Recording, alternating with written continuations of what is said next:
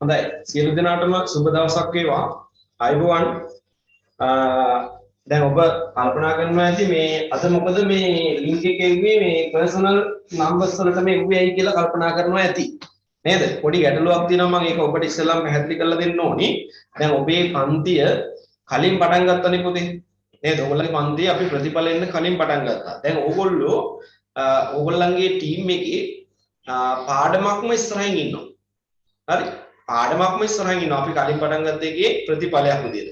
ඒ කියන්නේ 12 ශ්‍රේණියේ ඉගෙන ගන්න තියෙන මේ සිතියම් පාඩම දැන් ඔබ ඉවරයි. දැන් මේ කතා කරන්න කොටස ගලහම සිතියම් විවරණය කියන එක අපි කම්ප්ලීට් කරගත්තාම 12 ශ්‍රේණියේ සිතියම් සම්බන්ධයෙන් කතා කරන සියලු දේවල් ඉවරයි. ඔබ අනිත් ඔබේ ටීම් එකේ ඉන්න අනිත් අයත් එක්ක බලනකොට ඔබේ දැනුමින් ඉස්සරහා ඉන්නවා. හරිද? හැබැයි දැන් අපිට දැන් ඊයේ පෙරේද අපි ප්‍රතිඵල ආවට පස්සේ කණ්ඩායමක් පටන් ගත්තානේ.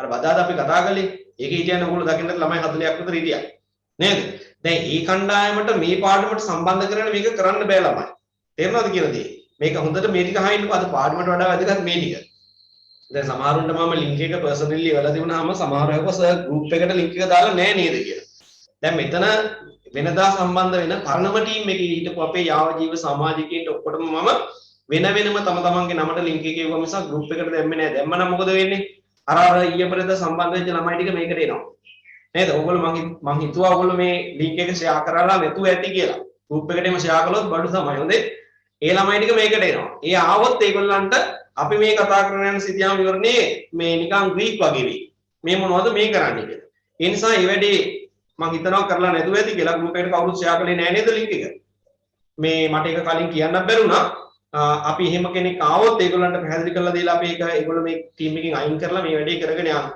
හොඳට මතක තියාගන්න අපේ වැඩ ප්ලෑන් එක ඉස්සරහට මෙහෙමයි. දැන් ටීම් දෙකක් තියෙනවා. මා ළඟ කලින්ම පටන් ගත්ත එකයි අලුත් එකයි. හරිද? එතකොට ඕගොල්ලන්ට 12 ශ්‍රේණිය පුරාම කරන්න තියෙන්නේ ප්‍රායෝගික භූගෝල විද්‍යාවේ සිතියම් පාඩම විතරයි. දැන් මම මේ වෙනකොට පන්ති පටන් අරන් මාස 3ක් විතර වෙනවා. ඒ මාස 3 ඇතුලේ ඔයගොල්ලන්ගේ සම්පූර්ණයෙන්ම ප්‍රායෝගික භූගෝල විද්‍යාවේ පාඩම කතා බහ කරලා ඉවරයි. සිතියම් පාඩම කතා කරලා ඉවරයි පුතේ. දැන් මේ සිතියම් පාඩම ඉවරයි කියන්නේ කොතනින්ද? මේ අපි කතා කරන සිතියම් විවරණය කියන කොටස ඉවර කරාම තමයි සිතියම් පාඩම කම්ප්ලීට් ඉවර වෙන්නේ. එතකොට ඕගොල්ලෝ අරගොල්ලොත් එක්ක බලනකොට ඉස්සරහින් ඉන්නවා දැන්. ඕගොල්ලන්ට ඒක තේරෙනවනේ. එතකොට ඒ කණ්ඩායමත් එක්ක සම්බන්ධ. දැන් මේගොල්ලෝ මේක දාගෙන මේ වැඩේ කරන්න බෑ. ඒගොල්ලන්ට තේරෙන්නේ නැහැ නේ. ඒගොල්ලෝ සිතියමක් කියන්නේ මොකද්ද දන්නේ නැහැ. සිතියම් ඉතිහාසය දන්නේ නැහැ.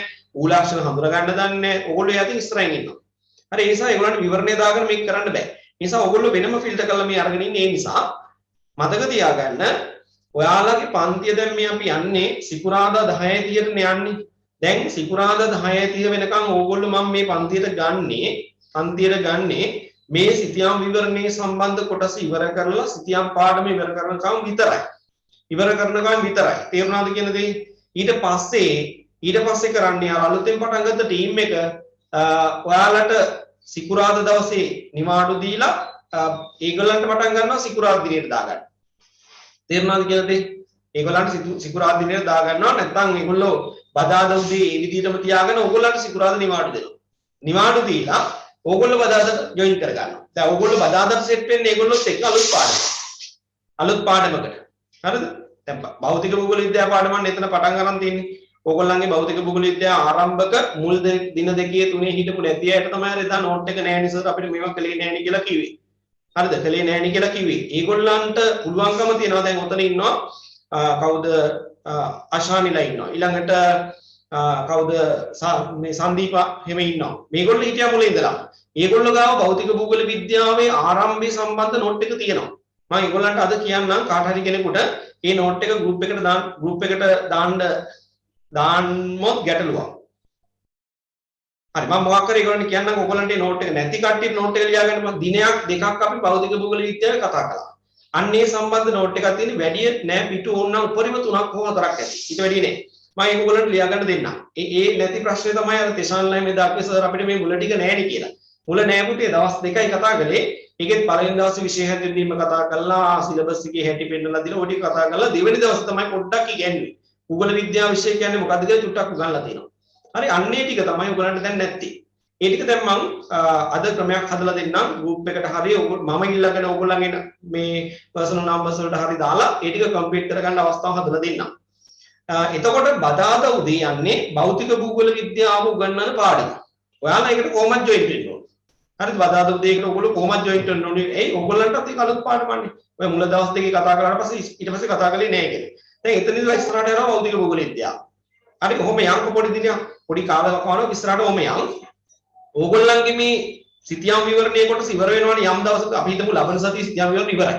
අපිට සිතියම් පාඩම 100%ම කම්ප්ලීට්. තවනේ. හරි? අන්න එදාට ඕගොල්ලන්ගේ සිකුරාදා පන්තිය නවත්තනවා. නවත්තලා ඕගොල්ලෝ සම්බන්ධ කරගන්නේ බදාදාට විතරයි. තේරුණාද? බදාදා පන්තිය දැන් මෙතන ඉන්නවනේ සමහරලාට බදාදා පන්තියට ජොයින්ට් වෙන්න බැරි කට්ටිය. නිලෝෂිකා මට පුද්ගලයව කියලා තියෙනවා බදාදාට පන්තියක් තියෙනවා. ඒ වෙලාවට එන්න බෑ කියලා. ඒ නිසා ගිය සතියේ වීඩියෝ රෙකෝඩින් එකක් දෙන්නවා මම එකක් දුන්නා. ලැබුණා නේද පුතේ? පොඩ්ඩක් මට කියන්න ලැබුණාද කියලා? ඔව් සර්. ඔව්. ඒක දුන්නා. ඒ නිසා එහෙම ගැටලුවක් තියෙන නිසා මම අර කණ්ඩායමත් එක්ක කතා කළා. ඒ පන්තියේ එමීට ඇදලා ගන්නවා සිකුරාදා 10 මාට. තේරුණාද කියලාද? දැන් මේ කරන්න හදන්නේ මොකද්ද? දෙගොල්ලෝ එකතු කරගන්න හදන්නේ. අර දෙගොල්ලෝ එකතු කරගෙන එකම ටීම් එකක් විදිහට ඉස්සරහට යනවා. එතකොට ඕගොල්ලන්ට නෙකිරිච්ච ඕගොල්ලන්ට කෙරිච්ච අරගොල්ලන්ට නෙකිරිච්ච කොටසක් තියෙනවනේ. මේ සිතියම් පාඩම. අන්න ඒකට ඒගොල්ලොත් එක්ක කතා කරලා වෙන දිනයක් දාගෙන ඒගොල්ලන්ට ඒක වෙනම කරනවා. තේරුණාද? අන්න එදාට ඕගොල්ලෝ එන්න ඕනේ. මං කියපු දේ පැහැදිලිද? අපැහැදිලි නම් අත උස්සන්න මං ආයෙ පැහැදිලි කරලා දෙන්න. මේක අරගොල්ලන්ට අලුත් අයට කියලා වැඩක් නැහැ. ඕගොල්ලන්ට කියන්න ඕනේ. ඕගොල්ලන්ට මේක අපැහැදිලිද කියන්නේ? දැන් මේ ඔව් අපැහැදිලි. එහෙනම් අහගන්නකෝ ආයෙ කෙටියෙන්ම කියන්න. දැන් මේ යන පාඩම මෙහෙම ගියාම දැන් අපි සිතියම් විවරණේ ඉන්නේ. විවරණයක් තේරෙන්නේ නැහැ කියලා කලින් කිව්වා මම ඒක ආයෙ පැහැදිලි කරලා දෙන්නම්. සිතියම් විවරණේ ඉන්නේ. සිතියම් විවරණේ ස්ටාර්ට් කරගෙන ඉවර වෙනවා තව සතියකින් දෙකකින් අපිට ඉවර කරගන්න පුළුවන්. එතකොට පුතේ 12 ශ්‍රේණියේ තියෙන සිතියම් පාඩමම ඉවරයි. හැබැයි අර ළමයින්ට සිතියම් ගැන මෙලෝදියක් දන්නේ නැහැ ළමයි. තාම. ඒගොල්ලෝ අලුත්නේ. නේද? එතකොට ඒගොල්ලන්ට සිතියම් උගන්වන්න මේකට සම්බන්ධ කරගන්න බෑ ඒගොල්ලෝ. ඒ නිසා එතන එදා ඒ හිටපු කණ්ඩායම මේකට අරන් නැහැ. අර මුල හැමදාම හිටපු කට්ටිය විතරයි අරන් තියෙන්නේ. හරිද? ඒ නිසා තමයි පර්සනලි ඕගොල්ලන්ට ලින්ක් එක එව්වේ. මම හිතනවා කවුරුත් ඒක ගෲප් එකේ ෂෙයා කරන්න නැතුව ඇති කියලා. දැන් මේ පාඩම මෙහෙම ගිහලා තව සතියකින් හරි දෙකකින් හරි පාඩම ඕගොල්ලන්ට ඉවර වුණාම සිතියම් පාඩම ඉවර වුණාම ඕගොල්ලන්ගේ දිනේට අර බදාදා උදේ 7:30ට තියෙන පන්ති ඇදලා ගන්නවා සිකුරාදා 10 මාට. හරි 10 මාට ගන්නවා. එතකොට ඕගොල්ලන්ට සිකුරාදා 10 මාට මේ විදිහටම සම්බන්ධ වෙන්න පුළුවන් අර ළමයි එක්ක. හැබැයි ඒගොල්ලන්ට මම බදාදා උදේ 7:30 පන්තිය කරන්නේ මොනවද? කරන්නේ ඕගොල්ලන්ට මේ කරගෙන ආපු සිතියම් පාඩම. ඉවර වෙනකම්ම කරන්නේ සිතියම් පාඩම. බදාදා දවසේ. තේරුණාද? දැන් ඊට පස්සේ මේ බදාදා කරගෙන ගිහිල්ලා මේ විදිහට මේගොල්ලන්ට සිතියම් පාඩම ඉවර වෙන දවසක් එනවනේ. අන්න එදාට බදාදා පන්තියක් නැහැ. සිකුරාදා 10:30ට දෙගොල්ලෝ මේකතු කරගෙන ගමන යනවා. කොහොමත් සිකුරාදා පන්තියේ භෞතික භූගෝල විද්‍යාව කතා කරන්නේ ඕගොල්ලොත් දෙන්න ඕනේ, ඒගොල්ලොත් දෙන්න ඕනේ. බදාදා පන්ති. දැනට බදාදානේ කියන්නේ. ඕගොල්ලන්ගේ මේ පාඩම ඉවරුනහම තමයි ඒක සිකුරාදාට ගන්න. එතකොට සිකුරාදාට ඕගොල්ලෝ දෙගොල්ලෝම ඇවිල්ලා භෞතික භූගෝල විද්‍යාව කතා කරනවා. අන්න එදාට අරගොල්ලෝ මාරු කරනවා බදාදාට සිතියම් පාඩමට. එහෙම එකක් කරන්නේ. හරි. දැනට ඔහොම යමු. තව සතියකින් දෙකකින් මේ පාඩම ඉවරුනාට පස්සේ ওই ගැටලුව निराකරණය වෙනවා. දැන් මම කියපු දේ පැහැදිලි වෙන්න ඇති. ඒ වගේම තමයි ගිය සතියේ පාඩම තේරුණේ නැහැ කියලා මැසේජ් එකකින් දාලා තිබුණා. පැහැදිලි නැහැ ආයෙ පොඩ්ඩක් කියා දෙන්න කියලා. සිතියම් විවරණය කියන එක. හරි සිතියමක් විවරණය කිරීම කියන එක පැහැදිලි නැහැ කියලා තිබුණා. අවංකව අතොස්සන්නේ ඒ කතාවට තවත් එක ගයින්න ඕන තේරුන්නේ නැහැ කියන එක. කිසි ප්‍රශ්නයක් නැහැ. තේරුන්නේ නැහැ කියලා කියනවා නම් 100 පාරක් මං සූදානම් 100 පාරක් කියා දෙන්න. හොඳයි ඉන්නවා කට්ටිය. තේරෙලා නැහැ වැඩි. හොඳයි ඒක ඇත්ත. එහෙම කියන්න ඕනේ. තේරෙන්නේ නැත්නම් මේක අහන්න ආයි කෙනෙක් නැහැ. තේරෙන්නේ නැත්නම් කියන්න ඕනේ තේරුන්නේ ආයි කියලා දෙන්න. මම ඒක කියා දෙනවා. කිසි ගැටලුවක් නැහැ. අපි බලමු. සිතියමක් මෙහෙමයි. අපි සිතියමක් දැන් සිතියම් සම්බන්ධ මූලික තොරතුරු අපි දන්නවනේ දැනුවත්නේ. සිතියම් වල සංකේත අඳුරනවා, වර්ණ වලින් මොනවද පෙන්වන්නේ අඳුරනවා, පරිමාණය ගැන දන්නවා. නේද? ඌවගේ පර්යාන්ත තොරතුරු විශාල ප්‍රමාණයක් ගැන කතා කරපු නිසා සිතියමක් දිහා බලලා යමක් අවබෝධ කරගන්න දැන් අපිට දැනුම තියෙනවා. නේද? දැනුම තියෙනවා. එතකොට පුතේ මෙන්න මේ සිතියම් සම්බන්ධයෙන් අපි ලබපු දැනුම ප්‍රයෝජනෙට අරගෙන සිතියමේ තියෙන ඉදිරිපත් කරලා තියෙන භූදර්ශනය මෙහෙමයි කියලා ප්‍රකාශ කරන්න පුළුවන් නම් ඒක තමයි සිතියම කියවීම. තේරුණාද කියන දේ? සිතියමක් කියවීම. දැන් සිතියමක් දිහා බලාගෙන මෙන්න මෙතන කඳු වැටියක් තියෙනවා. මේ කඳු වැටිය විහිදලා තියෙන්නේ මේ දිශාවට. ඊළඟට තවත් කඳු වැටියක් ඒකට සමාන්තරව තියෙනවා. ඒ කඳු වැටි දෙක අතර පහත් ප්‍රදේශයක් තියෙනවා. ඒක ආයතගාමී නිම්නය කියලා කියන්න පුළුවන්. අන්න එහෙම විස්තරයක් කාට හරි කියා දෙන්න පුළුවන් නම් ඔයා මුහුරයා විදියට. අන්න සිතියම් කියවීම කියන්නේ ඒක. තේරුණාද කියලාද? සිතියම් කෑල්ලක් අතට හම්බ වුණාම ඒකේ තියෙන්නේ මෙන්න මෙහෙම එකක් બોලේ කියලා සැබෑ ලෝකේ තියෙන தත්ත්වේ වාට අර නොදන්න කෙනාට පැහැදිලි කරලා දෙන්න පුළුවන් නම් ඔයා ඉගෙන ගත්ත දේවල් පාවිච්චි කරලා ඒක සිතියම කියවීම. දැන් ඒක තේරුණාද? ඒක තේරිච්චාද උස්සන්? සිතියමක් කියවීම කියලා කියන්නේ සිතියමේ තියෙන දේ හැබැයි ලෝකෙ මෙහෙමයි තියෙන්නේ කියලා කාට හරි පැහැදිලි කරලා දෙන්නේ. හරි. ඒක තේරලා තියෙනවා. හරි. එහෙනම් මේ තේරෙන්නේ නැහැ කියන්නේ සිතියම් විවරණේ. සිතියමක් විවරණය කිරීම කියන්නේ පුතේ සිතියමක් කියවීමට වඩා වෙනස් දෙයක්. ඒකෙදි වෙන්නේ සිතියමේ නිරූපණය කරලා තියෙනවනේ මේ ඇත්ත පොළොවේ තියෙන කොහේ හරි තැනක කොටසක් කෑල්ලක් නේද? ඒ පොළොවේ තියෙන කොහේ හරි කොටසක මේ පොළොවේ යම් තැනක තියෙන කොටසක් තමයි සිතියමෙන් පෙන්නලා තියෙන්නේ. එතකොට අපි අර සිතියම් පිළිබඳව දන්න දේවල් ප්‍රයෝජනෙට අරගෙන බැලුවාම සිතියමේ පේනවා තමයි. පේනුණාට අර විස්තරාත්මකව ඉදිරිපත් නොවෙනවා. ඒක විවරණයක් වෙන්නේ කියවීම විතරයිනේ. අර ඒව අතර තියෙන සම්බන්ධය හොඳට පැහැදිලි කරලා දීලා අර පේන දෙයට වඩා නොපෙනෙන දේවලුත් සම්බන්ධ කරන අපිට යම් දෙයක් කියන්න පුළුවන්. අන්න ඒක විවරණයක්. තේරුණාද? දැන් මගෙන් කෙනෙක් අහලා තියෙනවා මාතර සිතියම විවරණය කරන්න ගියපු කෙනෙක් අහලා තියෙනවා මාතර අයිති වෙන්නේ මොන දේශගුණ කලාපයට? මම උත්තරේ දුන්නා. තෙත් කලාපයට අයිති වෙන එකක්නේ. හැබැයි පුතේ සිතියම බැලුවට කාටවත් පේනවද මේක තෙත් කලාපය කියලා? කාටවත් පේනවද තෙත් කලාපය කියලා? සිතියමේ කොහෙවත් තියනවද මේක තෙත් කලාපයට අයිති සිතියමක් කියලා? නෑ. තිබුණා නම් ලියලා. සිතියම මාතර සිතියමේ තිබුණා අපි හිතමු කොහේ හරි අයිනක තියෙනවා සිතියමේ ලියලා මේක තෙත් කලාපයට ඇති සිතියමයි. ඒක තිබුණා නම් ඒක සිතියම ඒක දිහා බලාගෙන කියවන එක තමයි සිතියම කියවීම. හැබැයි සිතියමේ කොහෙවත් ලියලා නැහැ තෙත් කලාපේ නියෝජනය කරනවා. අපි දන්නවා මාතර කොහෙද ලංකාවේ තියෙන්නේ. නේද? සිතියමක් ටක් ගාලා මැවෙනවා මාතර තියෙන්නේ වෙන්න මෙහාරි. ඒතර අපිට කල්පනා වෙනවා මාතර අයිති වෙන්නේ එතකොට එහෙනම් තෙත් කලාපේට. නේද? අපි ලංකාව බෙදලා තියෙනවා තෙත් කලාපේ, වීලි කලාපේ, අර්ධ ශුෂ්ක කලාපේ කියලා. නේද? දැන් අනුරාධපුර සිතියමක් අතේ තියෙන කෙනෙක් විවරණය කරන්න කියනවා එයාට ටක් ගාලා මතක් වෙනවා අනුරාධපුර තියෙන්නේ මෙතන. ඒ කියන්නේ මේකයි තියෙන්නේ වීලි කලාපේට. ඒතර සිතියමේ ලියලා නැහැ ඒක වීලි කලාපේ ඇයිද? මාතරයිති තෙත් කලාපේට කියලා සිතියමේ ලියලා නැහැ. එහෙනම් ඔයා සිතියම හැඳින්වීමේදී මේ අදාළ සිතියම අයිති වෙන්නේ වියලි කලාපයට. මේ අදාළ සිතියම අයිති වෙන්නේ තෙත් කලාපයට. හරි කියනවා නම් අන්න විවරණේ. සිතියමේ කෙලින්ම ඉදිරිපත් කළා නැති නමුත් ඉදිරිපත් කළා තියෙන තොරතුරු ප්‍රයෝජනෙට අරගෙන අපි විස්තරයක් ලියනවා. අන්නේ විස්තරය තමයි කියන්නේ විවරණය කියන්නේ. දැන් පැහැදිලිද විවරණය කියන්නේ මොකක්ද කියන එක? සිතියමේ පෙන්වලා තියෙන දේවල් ප්‍රයෝජනෙට අරගෙන ඒ බැලූ බැල්මට නොපෙනෙන දේවල් ඒ පරිසරය සම්බන්ධයෙන් බැලූ බැල්මට නොපෙනෙන දේවල් විස්තරාත්මකව පැහැදිලි කිරීමට අපි කියනවා විවරණයක් කියලා. දැන් තේරුණාද ඒක? අත උස්සන්න බලන්න තේරුණායි. right. දැන් තේරිලා තියෙනවා.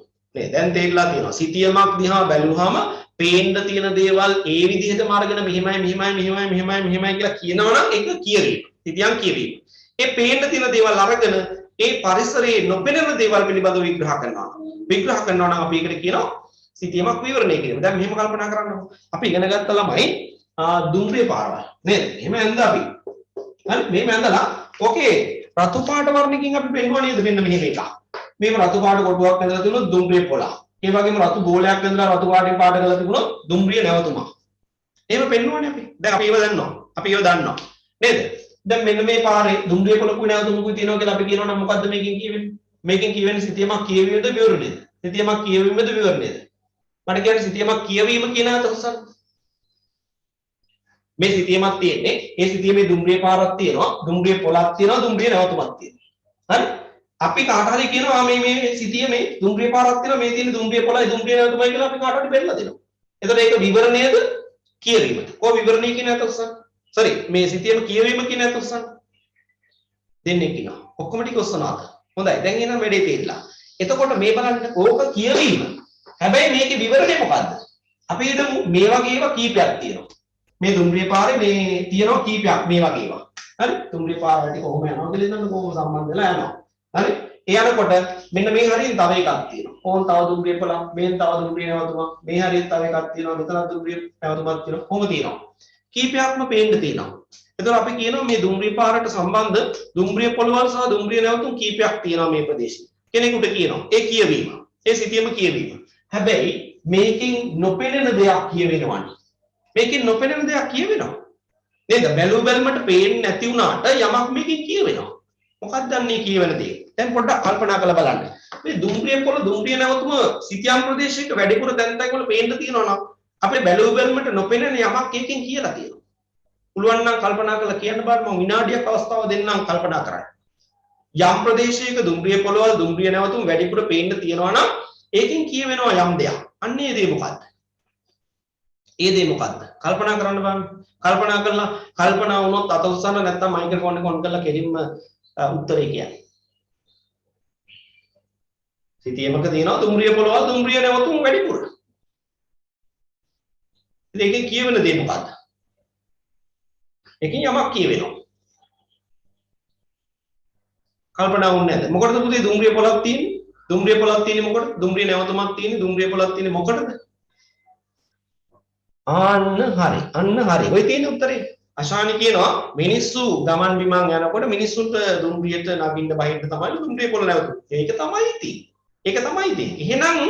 එහෙනම් දැන් ඔය කියපු උත්තරෙත් එක්ක කල්පනා කරන්න දුම්රිය පොළක් තියෙන්නේ මිනිස්සුන්ට දුම්රියට නගින්න සහ බහින්න. ගොඩ වෙන්න සහ බහින්න. එහෙනම් මේ සිතියම්ගත ප්‍රදේශයේ පුරා තැන් තැන් වල දුම්රිය පොළවල් ගොඩක් තියෙනවා නම් ඒකෙන් කියන්නේ මොකද්ද? ඒ සිතියම් ප්‍රදේශයේ ජීවත් වෙන මිනිස්සු නේද? අනිත් පරිවහන මාධ්‍යයන් වලට වඩා දුම්රිය යන්න කැමතියි. නේද? ඒක කියවෙලා තියෙනවද සිතියමේ කොහෙවත්? දුම්රිය පොළ ළඟ ලියලා තියෙනවද? වැඩිපුර මිනිස්සු මේ දුම්රිය යන්න කැමති ඒ නිසා තමයි දුම්රිය පොළවල් තියෙන්නේ කියලා. කොහෙවත් ලියලා නැහැ. අපි දන්නවා අපි විශ්ය ඉගෙනගෙන තියෙනවා. ඒ නිසා සංකේත ටික තියෙන තැන් ටික දිහා බලලා වැඩිපුර ඒවා තියෙනවා අපි කියනවා මේ ප්‍රදේශයේ ජීවත් වෙන මිනිස්සු වැඩිපුර දුම්රිය පරිවහනයට කැමතියි. කොහෙවත් ලියලා නැහැ කතාව. අපි අර දන්න දැනුම අපේ අවබෝධයේ ප්‍රයෝජනෙට අරගෙන අර තියෙන තොරතුරු බොහොම ලස්සනට විස්තර කරලා දුන්නා. ඒ කාටවත් එක්ක බොරු කියලා කියන්න පුළුවන්ද? අන්න විවරණේ. ඊළඟට තියෙනවා සිතියම් ප්‍රදේශයේ හැමතැනම බෞද්ධ ආගමික සිද්ධාස්ථාන හැමතැනම තියෙනවා. නේද? අර චෛත්‍යක සංකේත හැමතැනම තියෙනවා. එතකොට අපි කියනවා කාට හරි පෙන්නලා මේ තියෙන්නේ මේ බෞද්ධ ආගමික සිද්ධාස්ථානයක් නෙමේ ප්‍රදේශේ. මේ තව එකක් තියෙන්නේ මේ තව එකක් තියෙන ඕන්න සිතියමේ තියෙන හැමතැනම තියෙනවා පෙන්නනවා. පෙන්නනා නම් ඒ අවබෝධ මේ ඒක කියවීම සිතියම කියවීම. හරිද? කියවීම. හැබැයි ඒකෙන් කියවෙන දේ නොකියා කියවෙන දෙයක් තියෙනවනේ. යටි අර්ථයක් තියෙනවනේ. අන්නේ යටි අර්ථය ඇදලා අපි දෙනවා නම් අරයට අහින්න කෙනාට දෙනවා නම් මේකෙන් කියවෙන්නේ කොලේ මේ සිතියම්ගත ප්‍රදේශයේ ජීවත් වෙන මිනිස්සු බෞද්ධ ආගමිකයෝ වැඩිපුර.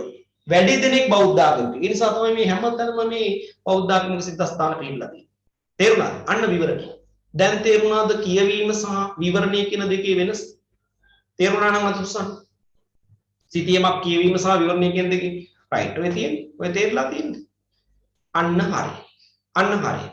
දැන් පුතේ දැන් අහගන්න ඔය වගේ විවරණයක් කරන්න අපිට මේ විභාගෙදි සිද්ධ වෙනවා. තේරුණාද කියලා දේ? දැන් මම ඉස්සෙල්ලා පෙන්නන්නම් ඔයගලන්ට ගිය අවුරුද්දේ උසස් පෙළ විභාගයට ආපු සිතියම් ප්‍රශ්නෙම පෙන්නන්නම්.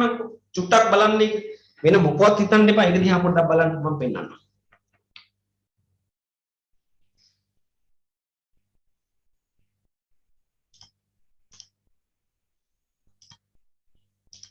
හොඳයි මේ තියෙන්නේ මම zoom out කරලා පෙන්නන්නම් ඔයගලන්ට.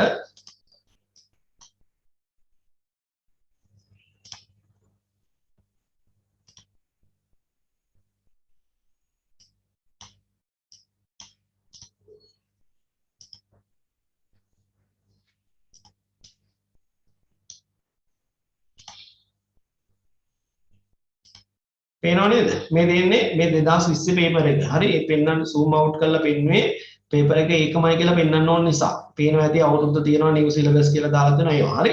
දැන් මම ඔයගලන්ට ඒක පෙන්වන්න යනවා. සිතියම් ප්‍රශ්නට මොනවද අහලා තියෙන්නේ කියලා. සමහරවිට ඔබට මේක දැක්කාම ටිකක් hinaයයි අනේ මේවද මේ සිතියම් වලට අහන්නේ කියලා. හරිද?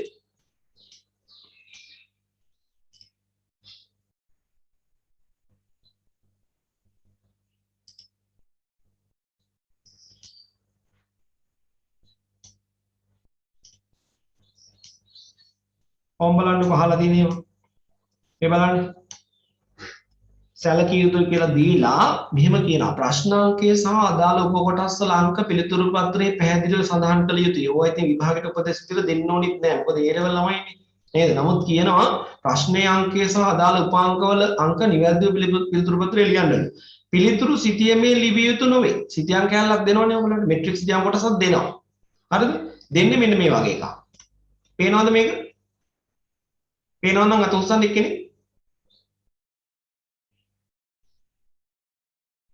පේන්නේ නැහැ නේ. හරි මම ඒක පස්සේ පෙන්නන්නම්. ඒක පස්සේ පෙන්නන්නම්. ඔහොම තියන්න ඉන්න. හරි. දැන් මේ බලන්නකො අහලා තියෙන ප්‍රශ්න ටික. පළවෙනි එක කියනවා සිටීමේ. දැන් දීලා තියෙනවා සිටීමක්. පළවෙනි එක කියනවා සිටීමේ දක්වා ඇති ප්‍රාදේශීය ලේකම් කොට්ටාසයක් නම් කරන්න. ඉතින් සිටීමේ අපි උගන්ලා තියෙනවා ප්‍රාදේශීය ලේකම් කොට්ටාස මායිම අඳුර ගන්න විදිය. ඒ කොට්ටාස මායිමක් ළඟ කොහේ හරි බැලුවාම නමක් ඇති. නැත්තම් අහන්නේ නේද? නම අඳුර ගන්න බැහැ නම් අහන්නේ.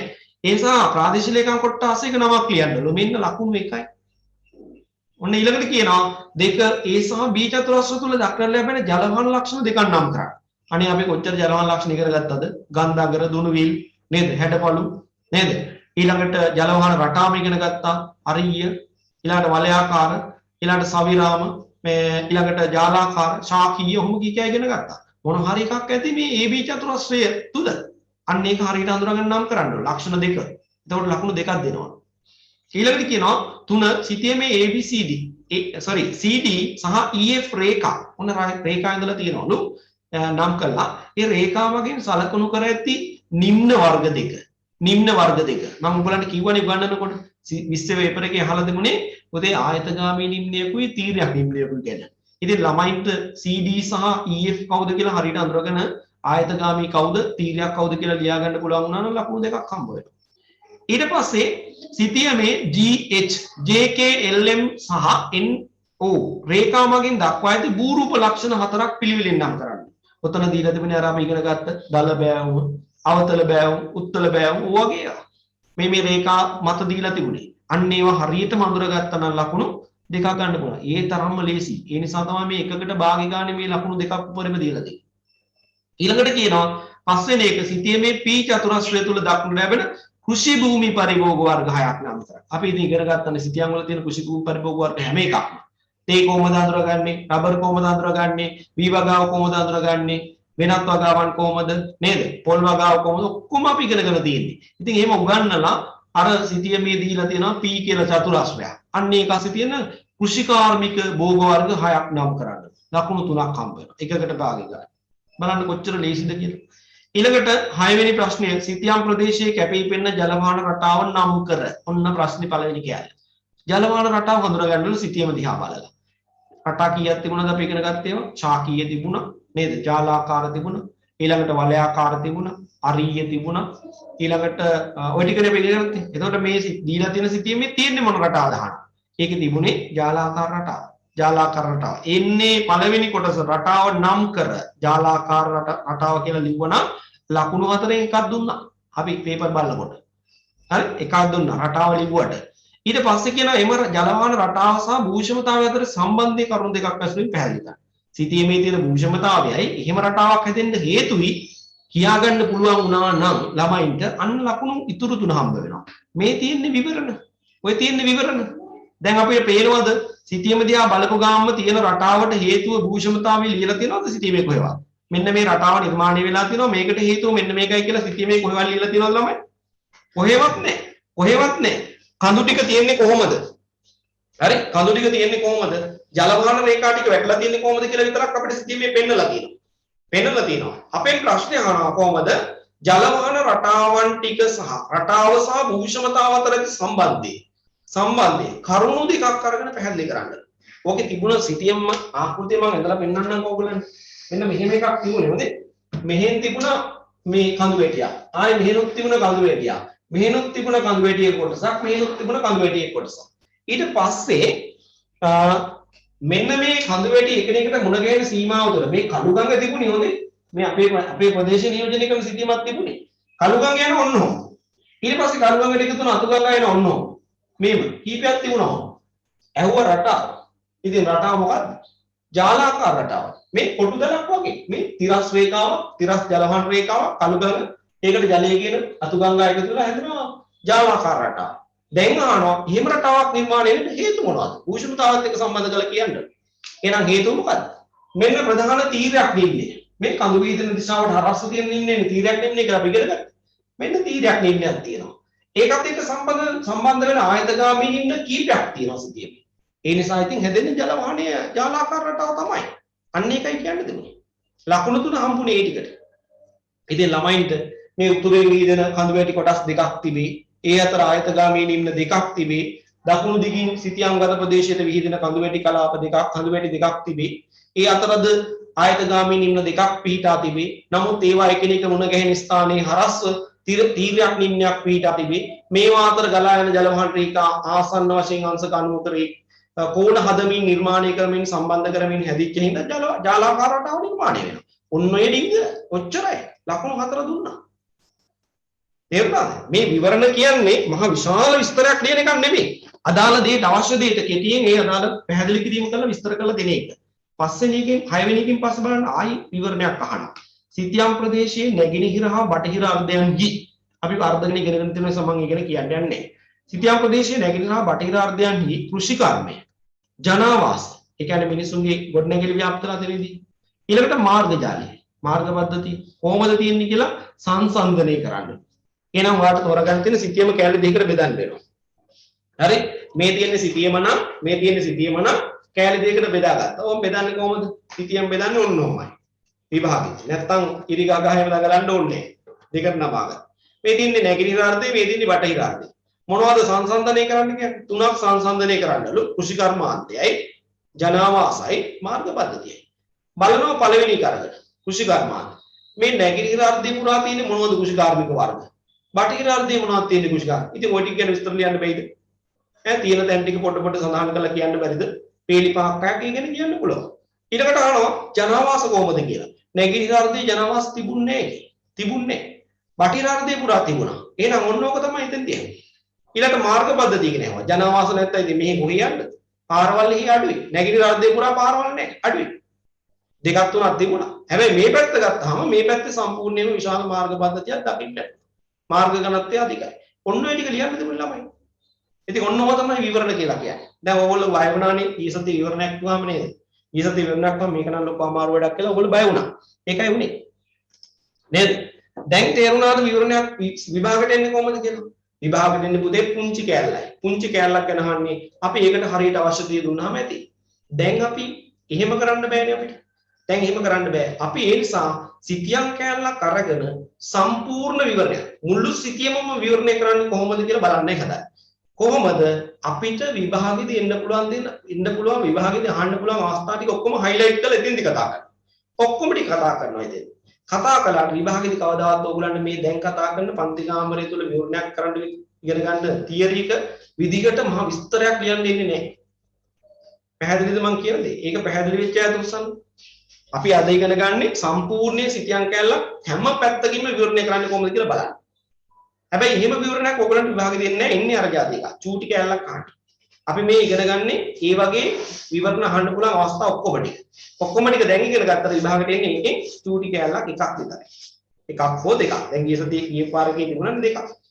නේද? ඒ වගේ. එහෙනම් අපි යමු.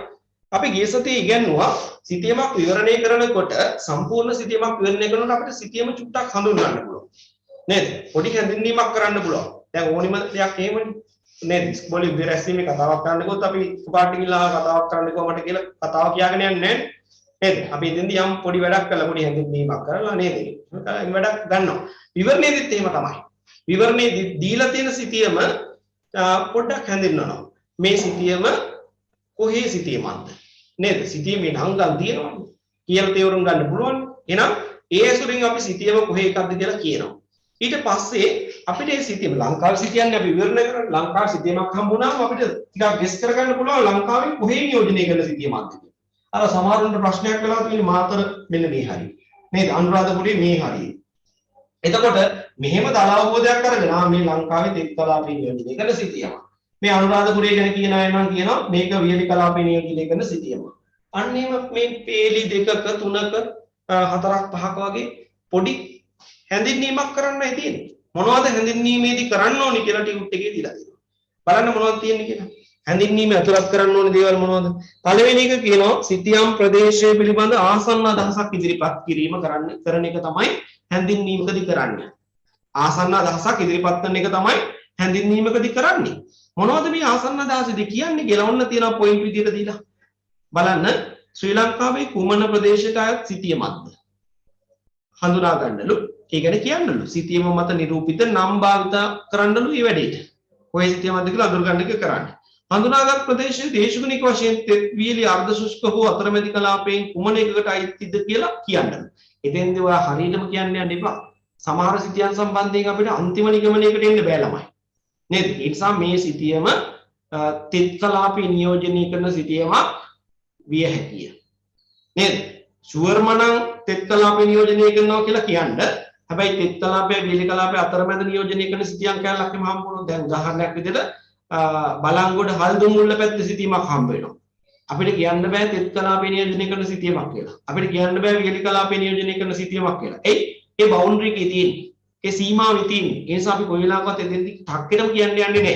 අපි කියනවා මේ සිතියම හල්දුමුල්ල ප්‍රදේශය නියෝජනය කරන සිතියමක්. මේක ශ්‍රී ලංකාවේ තෙත් කලාපය නියෝජනය කරන සිතියමක් විය හැකිය.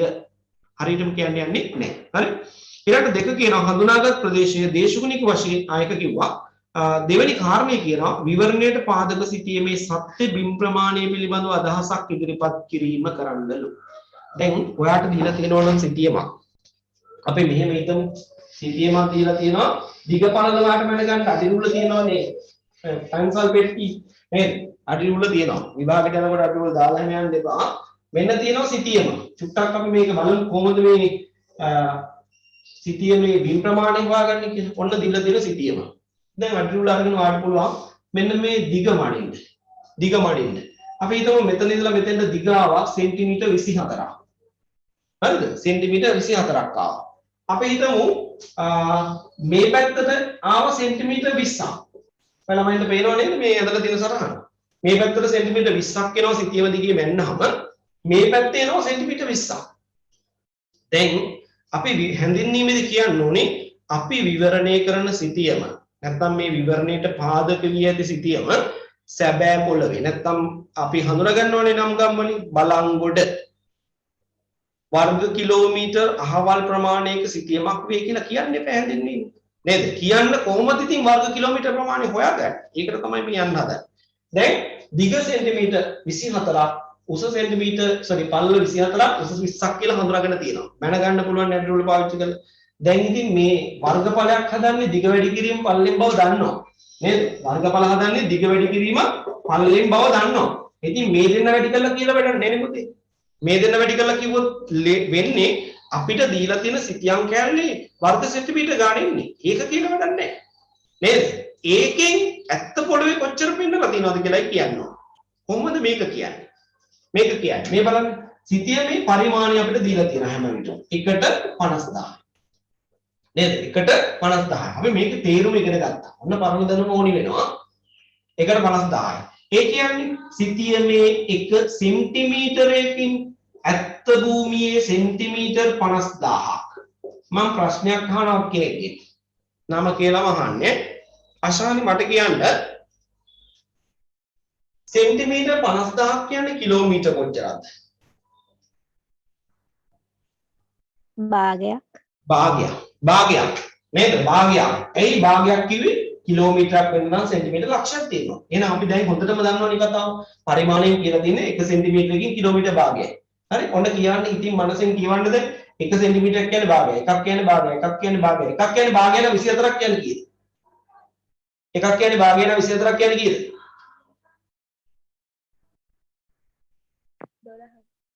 12යි මොනවද? කිලෝමීටර්. හරි අනිත් පැත්තත් බලමු. එකක් සමානයි කිලෝමීටර් භාගයයි නම් එකක් සමානයි භාගයයි නම් එකක් සමානයි භාගයයි නම් 20ක් කියන්නේ 10යි කිලෝමීටර්. ඔය ඇවිල්ලා තියෙන්නේ දිග සහ පළල මේ දීලා තියෙන සිතියමේ ඇත්ත භූමිය දීලා තියෙන සිතියමෙන් පෙන්වන ඇත්ත භූමියේ දිග පළල ඔය ඇවිල්ලා තියෙන්නේ. දැන් ඉතින් මේ දෙන්න ගුණ කළා නම් හරි. මේ දෙන්න ගුණ කළාම එනවා කීයද? 120ක් වර්ග කිලෝමීටර්. ඔන්න උත්තරය ආවා. දැන් මේක සම්බන්ධ කරගෙන හැඳින්වීම පටන් ගන්න පුළුවන්. නේද? අපි මෙහෙම පටන් ගමු මම දල උදාහරණයක් කියන්න. සපයා ඇති මෙට්‍රික් සිතියම මගින් සැබෑ භූමියේ වර්ග කිලෝමීටර් 120ක් නිරූපණය වේ. නැත්නම් 120ක් පමණ නිරූපණය වේ. මෙම සිතියම් ප්‍රදේශය මාතර දිස්ත්‍රික්කයේ නියෝජනය කරන සිතියමක් වන අතර ශ්‍රී ලංකාවේ තෙත් කලාපය නියෝජනය කරන සිතියමක් වේ. ඔන්න ඔච්චර හැඳින්වීමට එන්නේ. පේලි 3ක් 4ක් උපරිම 5ක් ඕනනම් 6ක් එයි. තේරුණාද? දැන් ඔයගොල්ලන්ට මම වැඩේ දුන්නානේ ඉදිරිදි කරන්න කියලා. නේද? ඔයගොල්ලෝ මේක ගත්ත ඔළුවට මර වැඩි නේද? දැන් මේක ලියන්නේ පිටු භාගයක් විතර කියලා එහෙම හිතුවා. එහෙම ඉතලා බැරෑරුම් අරගෙන වැඩේ කරන්න ගිහින් තමයි මේක අමාරුවේ දාගත්තේ. නේද? ඔය බලන්න ඇත්තටම විවරණේ හැඳින්වීම ලියපු අය පොඩ්ඩක් අත උස්සන්න බලන්න. ඉන්නවා. දෙන්නෙක් ඉන්නවා. අනිත් අය අශානිත් ලිව්වා. එතකොට දැන් කල්පනා කරලා බලන්න මේ දේවල් ඔය කියන එක ඇතුලේ ලියුණාද කියලා. මේ දේවල් ඕක ඇතුලේ ලියුණාද? මෙහෙම කරමු අපි. දැන් ටියුට් එකේ තියෙනවනේ තියරි එක නේද? ටියුට් එකේ තියරි එක තියෙනවනේ. නැතෝ කියලාත් තියෙනවා. ටියුට් එකේ තියරි එකක් තියෙනවා. හරිද? අන්නේ තියරි එක තියෙන තැනට අපි මේ උදාහරණකින් මේක ලියලා පෙන්නමුද? කොළ කෑල්ලක පුංචි කොළ කෑල්ලක ලියලා දෙන්න අලවමුද? එතකොට අවදාන දවසක බලනකොට මෙන්න මෙහෙම එකක් තමයි ලියන්න ඕනේ කියලා අටක් ගාලා පේනවනේ. පොතේ නෙමෙයි ටියුට් එකේ. නේද? පොඩි කොළ කෑල්ලක දැනට කොළයක ලියමු. පස්සේ කපලා අලවමු. ගම් බින්දුවක් ගාලා අලවදා. මෙහෙම ලියන්න. මම කල්පි දෙකක් කියන්න. ලියන්නකො. මෙහෙම ලියන්න. දැන් මේ කොළ කෑල්ලක් අරන් ලියා ගන්න. විවරණයට පාදක වී ඇති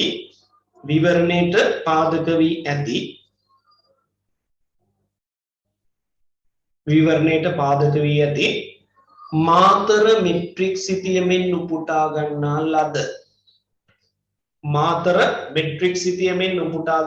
ලද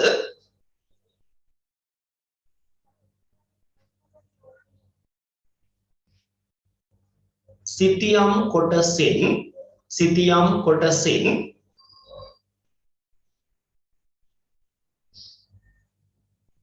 वर्ग किलोमीटर 100ක පමණ වූ භූමි ප්‍රදේශයක් वर्ग किलोमीटर 100ක පමණ වූ භූමි ප්‍රදේශයක් वर्ग किलोमीटर 100ක පමණ වූ භූමි ප්‍රදේශයක්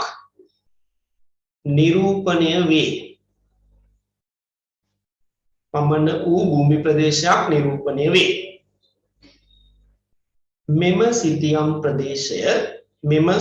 ප්‍රදේශය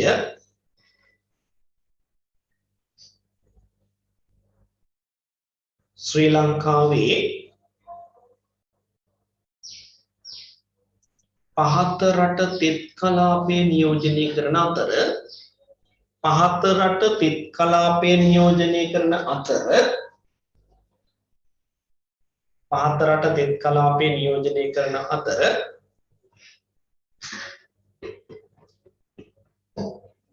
වෙරළබඩ තැන්න නම් භූවිෂමතා කලාපය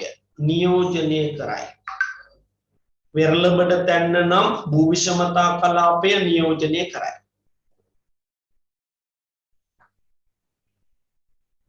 ඔන්න හැඳින්වීම ඔච්චරයි ඉන්න ඕනේ. දැන් බලන්න ඔයාලා ලියපු එකේ රූල් කීයද කියලා පොඩ්ඩක් ගෙනලා කියන්න මට. මම දන්නවා රූල් 3ක් පැනලා ගියේ නෑ. නේද? රූල් 3කට වැඩි ගියේ නෑ නේද ටික ලියන්න. මට කියන්න බලන්න හරියටම කී ගන්න. full scap papers වල ලියපු නැත්නම් මේ A4 size papers වල ලියපු අය බලන්න රූල් කීයක ලිව්වද කියලා ඔයගොල්ලෝ 3ක් 4කට වැඩි ගියේ නෑ කියලා මට විශ්වාසයි. ටුට්ටක් කියන්න බලන්න.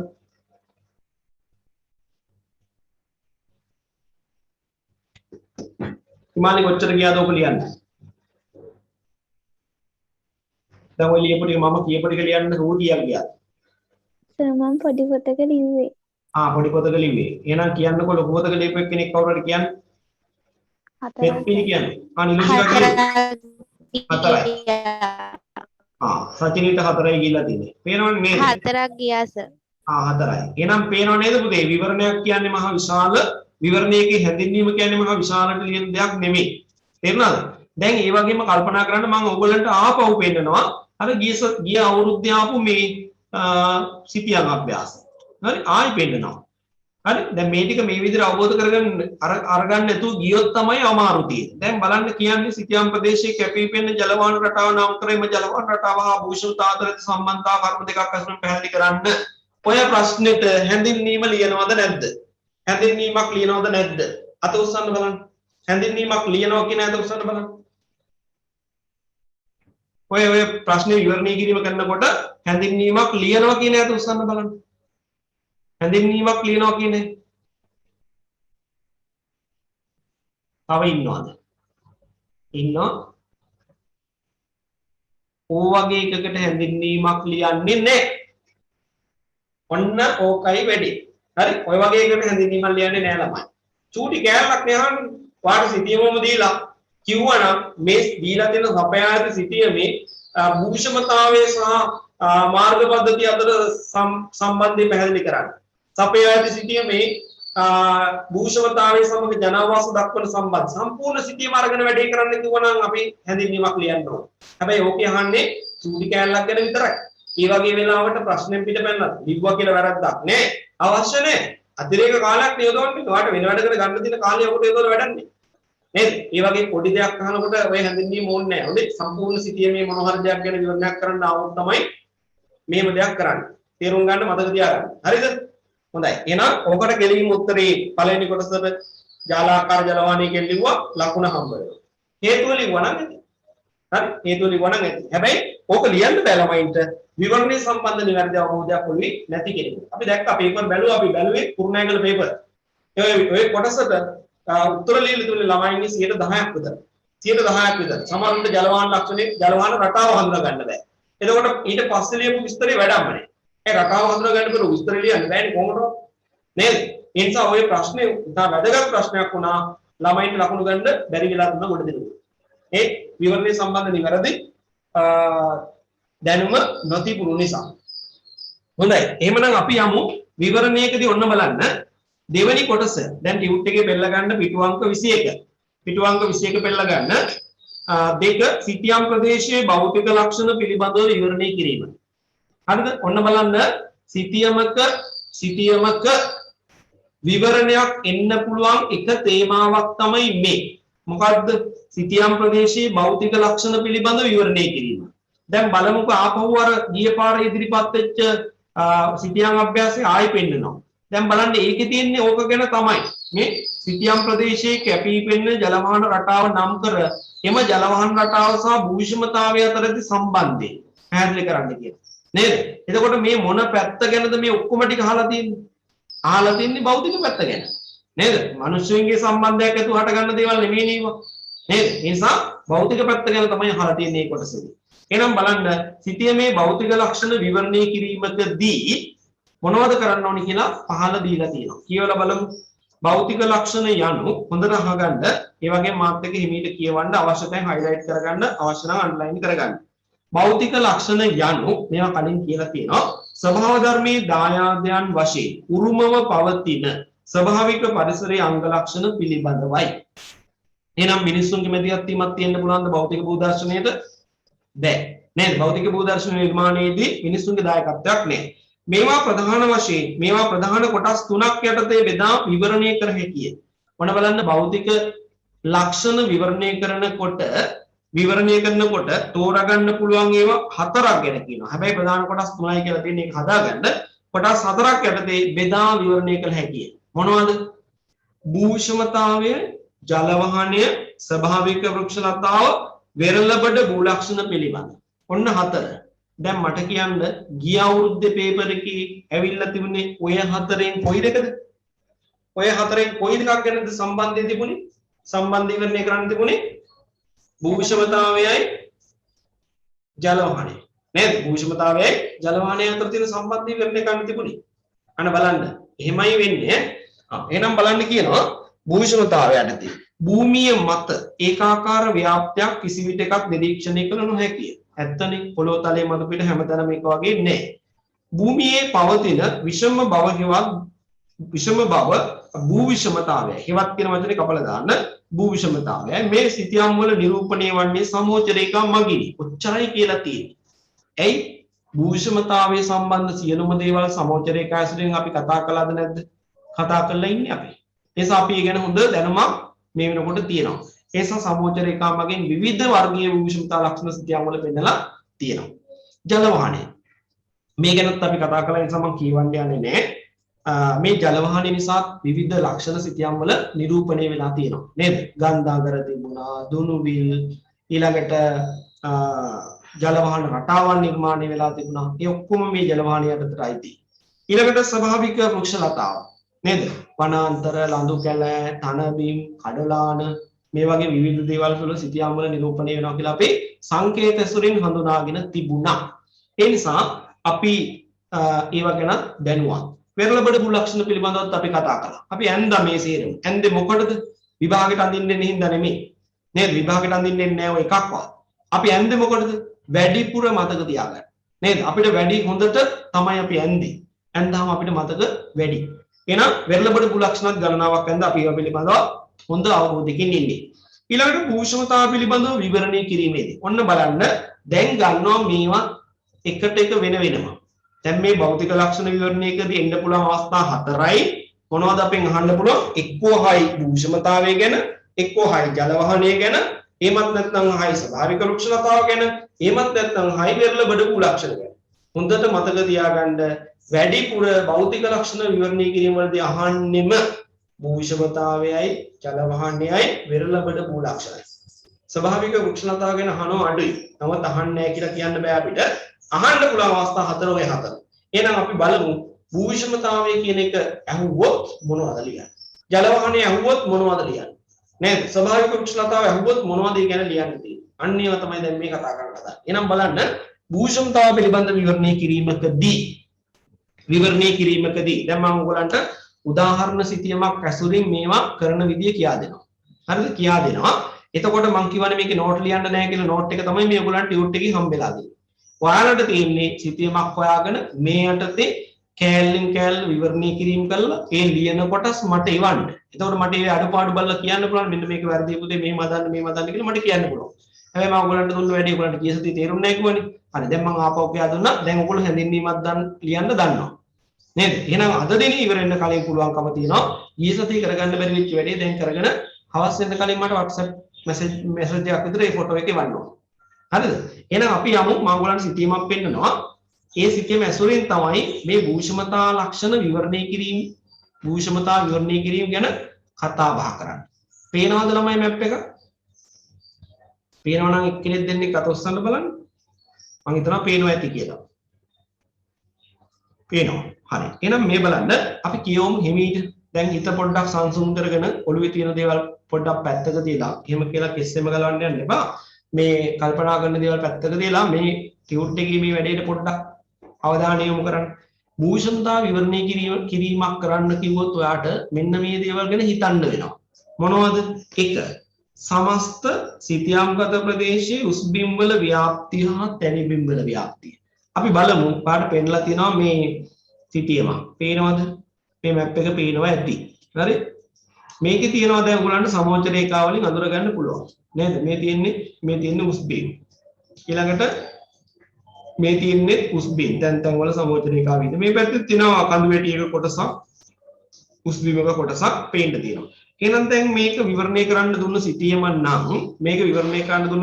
නම් කියන්නේ ප්‍රශ්නේ භූෂමතාවය පිළිබඳ විවරණය කරන්න කියලා නම් පළමුව කියන්න ඕන සිතියම්ගත ප්‍රදේශයේ උස්බිම් වල හා තැනිබිම් වල ව්‍යාප්තිය. මේ සිතියම් කැලේ උස්බිම් කොහෙද තියෙන්නේ? තැනිබිම් කොහෙද තියෙන්නේ කියලා කියන්නලු. එහෙනම් කියන්න බැයිද? පුළුවන්. මේ බලන්න. තැනිබිම් වල තමයි විවගාව කරන්නේ අපි දන්නවා. නේද? ඒ නිසා අපිට සිතියම දිහා බැලුවම පේනවා මේ තැනිබිම් ටික තියෙන්නේ මෙන්න මෙහෙම. ඔන්නෝම සීමාවක තමයි තැනිබිම් තියෙන්නේ. නේද? මේ ටික. මේ තියෙන්නේ ජලාශය. නේද? මේ තියෙන්නේ වැව්. අපි බලමු පස්සේ මොනවද මේ වැව් කියලා. මේ තියෙන්නේ තැනිබිම් ටික. එහෙනම් බලන්න සිතියම්ගත ප්‍රදේශයේ තැනිබිම් වල ව්‍යාප්තිය තියෙන්නේ කොහොමද? වයඹ කෙළවරේ ඉඳලා මේ තියෙන සිතියමේ වයඹ කෙළවර. නේද? වයඹ කෙළවරේ ඉඳලා ගිනිකොන දිශානුසාරීව දකුණු මායිම දක්වා සිතියම මැද්දේ තැනිතලා බිම් ටික විහිදිලා තියෙනවා. නේද? තැනිතලා බිම් ටික විහිදිලා තියෙනවා. එහෙනම් ඔන්න පළවෙනි අදහස කියන්න පුළුවන් ඔයගොල්ලන්ට මේ සිතියම් ප්‍රදේශයේ වයඹ සිට ගිනිකොන දෙසට විහිදෙන සිතියමේ මැද කොටසේ තැනිබිම් ව්‍යාප්ත වෙලා තියෙනවා. හරි? ඔන්න දල අදහස කිව්වා. ඊළඟට කියනවා උස්බිම් වල ව්‍යාප්තිය. මේ සිතියමේ උස්බිම් අතර ප්‍රධාන වෙන්නේ බටහිර මායිම ආසන්නයේ දකුණු අර්ධය තුල බටහිර මායිම ආසන්නයේ පිහිටන උස්බිම තමයි ප්‍රධාන වෙන්නේ. හරි? ප්‍රධාන වෙන්නේ. ඒ හැරුණුකොට උතුරු මායිම ආසන්නයේ උස්බිම් කීපයක් ඊසානට බර වෙන්න පිටලා තියෙනවා. මේ පිටලා තියෙනවා. ඊළඟට නැගෙනහිර මායිමට සම්බන්ධ වෙලා නැගෙනහිර මායිමේ ඉඳලා බටහිර පැත්තට වීදින උස්බිම් කීපයකුත් දකින්න ලැබෙනවා.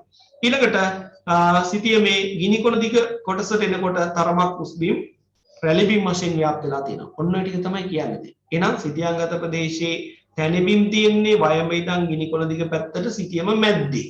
ඕක කියන්න ඕන. ඊළඟට උස්බිම් තැන් වල තියෙනවා තැන් ටික මොනවද කියලා අර වචනෙන් සඳහන් කරලා කියන්න වෙනවා. අන්න එතකොට බලන්න ඔයාලට සිතියම් පිළිබඳ තියෙන අවබෝධය ඕනි වෙනවනේ ඒක ටික කියන්නේ. නේද? මෙන්න මේ කඳු මේ උස්බිම ගැන කියන්න පුළුවන්ද සිතියම් විද්‍යාව සම්බන්ධ දැනුමක් නැති කෙනෙකුට?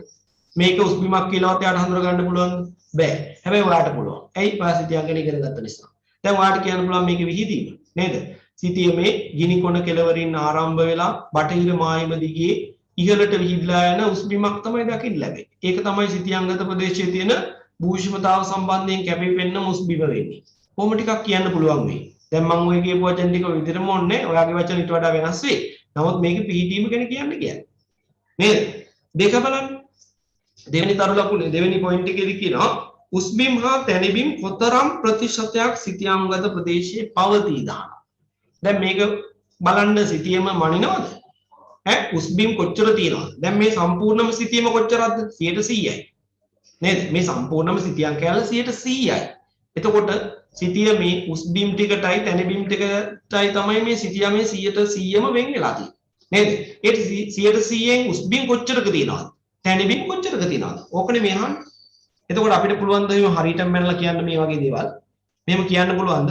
අපි දල වශයෙන් මෙහෙම මැප් එක තියාගෙන බැලුවොත් අපි මෙහෙම හිතමු මෙන්න මේ කඳු වැටි ටික ඔක්කොම අතින් තල්ලු කරගෙන ඇවිල්ලා මෙහෙට දානවා. මේ පැත්තකට ගොඩ කරනවා. ඒ ගොඩ කළොත් මේ සිතියමෙන් කොච්චරක් වැහිලා යයිද?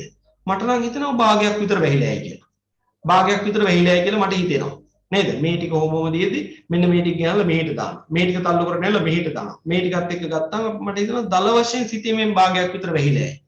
එහෙනම් ඔන්න අපිට විවරණයේදී කියන්න පුළුවන් මේ දී ඇති සිතියමේ උස්බිම් වල ව්‍යාප්තිය සමස්ත සිතියමෙන් 50% පමණ වේ. අන්න ගැලවීමට දාන හොඳම වචනේ තමයි පමණ. හරියටම කියන්නේ 50% කියලා කිව්වොත් හරියටම නිශ්චිතයි. එහෙම දාන්නේ විවරණවලදී. අපිට කියන්නේ සිතියම්ගත ප්‍රදේශයේ සමස්ත භූමියෙන් 50%ක පමණ වැදිලා පවතින්නේ උස්බිම් වේ. ඉතිරි 50% තැනිතලාවෙන් ලෙස පවතී. බලන්න කොච්චර දේශිද කියලා. නේද? එහෙනම් ඔන්න විවරණයකදී භූෂමතා විවරණයකදී කියන්න ඕනි පළවෙනි කාරණා දෙක දැන් දන්නවා. මොකද්ද පළවෙනි කාරණාව? උස්බිම් වල ව්‍යාප්තිය කියන්න ඕනි, තැනිබිම් වල ව්‍යාප්තිය කියන්න ඕනි. ඒ කියන්නේ උස්බිම් කොහේ තියෙනවද? තැනිබිම් කොහේ තියෙනවද? ඒක ඔයාගේ හැකියාව පාවිච්චි කරලා ඔයාට පුළුවන් විදිහට කියන්න ඕනි. දෙවෙනි එක කියනවා උස්බිම් හා තැනිබිම් කොච්චර ප්‍රමාණයක් තියෙනවද ප්‍රතිශතාත්මකව ගන්නකොට. නේද? ප්‍රතිශතාත්මකව ගන්නකොට කොච්චර තියෙනවද කියලා කියන්න ඕනි. ඒක මනින්න කියන්නේ අපි අර බොහොම සරල මිම්මක් තමයි පාවිච්චි කළේ. කඳු බිම් ටික ඔක්කොම තල්ලු කරගෙන ඇවිල්ලා සිතියමේ මුල්ලකට ගොඩකල කොච්චර වෙයිද? එහෙම හිතුවා අපි කිව්වා. හරි? තුන්වෙනි පොයින්ට් එක බලන්න. උස්බිම් වල භූ ලක්ෂණ සලකා බැලීමේදී කඳු වැටි ඒවායේ ව්‍යාප්ති දිශා කුමන අර්ධයේ කුමන කාර්යයේ පිහිටා යද්ද යන්න කියන්නේ. දැන් බැයිද ඔක? උස්බිම් වල භූ ලක්ෂණ ගැන කියනකොට කඳු වැටි තියෙනවා නම් ඒවා කොයි පැත්තට විහිදලා තියෙනවද? මොන අර්ධයේද තියෙන්නේ? මොන කාර්යයේද තියෙන්නේ? අන්න එහෙම පැහැදිලි කිරීමක් කරන්න ඊළඟට. එහෙනම් දැන් බලමු අපි මම එකක් කියන්න. මෙන්න මේ කඳු වැටි ගැන කියනවා. මේ උස්බිම ගැන කියනවා. එහෙනම් මම කියනවා සිතියම්ගත ප්‍රදේශයේ තියෙන උස්බිම් අතර කැපී පෙනෙන කෙනා. කැපී පෙනෙන කෙනා කවුද? මෙන්න මේ උස්බිම. නේද? ඒ නිසා මම කියනවා සිතියම්ගත ප්‍රදේශයේ කැපී පෙනෙන උස්බිම වන්නේ බටහිර අර්ධයේ පවතින උස්බිම වේ. සිතියම බෙදුවා මනසින් කොටස් දෙකකට මෙන්න බටහිර අර්ධය මෙන්න නැගෙනහිර අර්ධය. එහෙනම් කැපී පෙනෙන උස්බිම වෙන්නේ බටහිර අර්ධයේ තියෙන උස්බිම. එයි මම මේක බටහිර මේ නිරිත කාර්තු කියන්නේ නැතුව ගත්තේ. එයි කාර්තු කිව්වේ නැත්තේ? කාර්තු කියන්න බෑ. මේක හතරට බෙදුවොත් මට පේනවා කාර්තුයෙන් පැනලා පොඩ්ඩක් වයඹ කාර්තුකට ගිහිල්ලා තියෙනවා. ඒ නිසා මම කාර්තු ගත්තේ නේ. ඒ නිසා මම කිව්වා බටහිර අර්ධය තුල තියෙන උස්බිම තමයි කැපී පෙනෙන්නේ. තේරුණාද? හරි. ඊළඟට කෙනෙකුට කියන්න පුළුවන් මෙන්න මේ ටික. නේද? මෙන්න මේ ටික. දැන් ඔයා කියන්න පුළුවන් මෙන්න මෙහෙම. මේ සිතියම zoom කරලා බැලුවොත් ඔයගලන්ට පේනවා මේ තියෙන්නේ සොරබර වැව. නේද? සොරබර වැව. එතකොට ඔයාලට මෙහෙම කියන්න පුළුවන් උස්බිම් විදිහ ගැන කියනකොට. සොරබර වැව ඉදිකිරීමට බැම්ම නිර්මාණය කොට ඇති උස්බිම් දෙකෙහි ව්‍යාප්තිය කියලා පටන් ගන්න පුළුවන්. උස් බීම් දෙක ව්‍යාප්ත වෙලා තියෙන මොන කාර්යයේද? ඔන්න ඒක බලනවා. සිතියම හතරට බෙදුවොත් අපිට පේනවා මේ උස් බීම් දෙකම පිටන්නේ ඊසාන කාර්යයේ. එහෙනම් සොරබොර වැවි ඉදි කිරීමට බැම්ම නිර්මාණය කර ඇති උස් බීම් දෙකම මේ උස් බීම් දෙක සම්බන්ධ කරලා මේ බැම්ම හැදුවේ නැත්නම් මේ ජලාශය දාන්න බෑනේ. බෑනේ. ඒ නිසා කියනවා උස් බීම් දෙක ඊට සම්බන්ධ උස් බීම් දෙකම පිහිටලා තියෙන්නේ ඊසාන කාර්යය තුල. හරි ඊසාන කාර්යය තුල. ඊළඟට කියනවා සෙසුස් බීම්. සෙසුස් බීම් ගිනි කොන කාර්යය තුල දක්නට ලැබේ. කොච්චරයි? හරි වයම කාර්යය තුල අපිට පේනවා උස් බීම් වල ව්‍යාප්තිය අඩුයි. නැතුව නෙමෙයි තියෙනවා උස් බීම් වල ව්‍යාප්තිය අඩුයි. තැන බීම් තමයි වැඩිපුර තියෙන්නේ. හරි ඊළඟට බලන්න කියනවා ඒවා ඔන්න බලන්න තියෙනේම හඳුනා ගන්නලු ඊට පස්සේ අපි ඉගෙන ගන්නනේ විච්ඡින්න කඳු සමමිතික කඳු නේද පාෂාණෝද්ගත උත්තර බෑවුම් අවතල බෑවුම් වගේ ගොඩාක් ඒවා ඉගෙන ගත්තා. අන්නේ වගේ මේ කියන භූෂ්මතාවය තුල කැපී පෙනෙන්න හඳුනා ගන්න පුළුවන් පැහැදිලිව තියෙනවා නම් අන්න ඒව ගැන ඔයාලට කියන්න පුළුවන් මෙයට.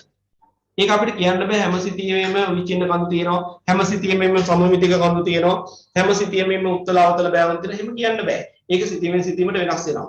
පැහැදිලිවම පේනවනම් හොඳටම සියුම්ම නිරීක්ෂණය කළොත් ඔය දේවල් ගොඩාක් හොයාගන්න පුළුවන්. එහෙම නෙමෙයි. බැලු බැලමට ටක් ගාලා බැලුවාම පේන දේවල් තියෙනවද?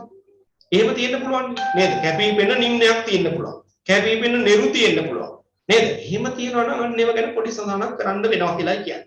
අර වගේ තැන් සම්බන්ධයි. බටහිර අර්ධයේ මෙන්න මේ උස්බිම තුළ මෙන්න මෙතන තියෙනවා නිම්නයක්. කැපී පෙනෙන නිම්නයක්. එහෙම නැත්නම් නිරුවක්. එහෙම නැත්නම් පාෂාණෝද්ගතය. අන්න එහෙම තියෙන දේවල් ගැන සඳහනක් කරන්න කියලා කියනවා. ඊළඟට බලන්න කියනවා කඳු වැටිවල කුඩා පරිමාණ භූ ලක්ෂණ පිළිබඳව. අර කියපුවාම තමයි. කුඩා පරිමාණ භූ ලක්ෂණ මොනවද?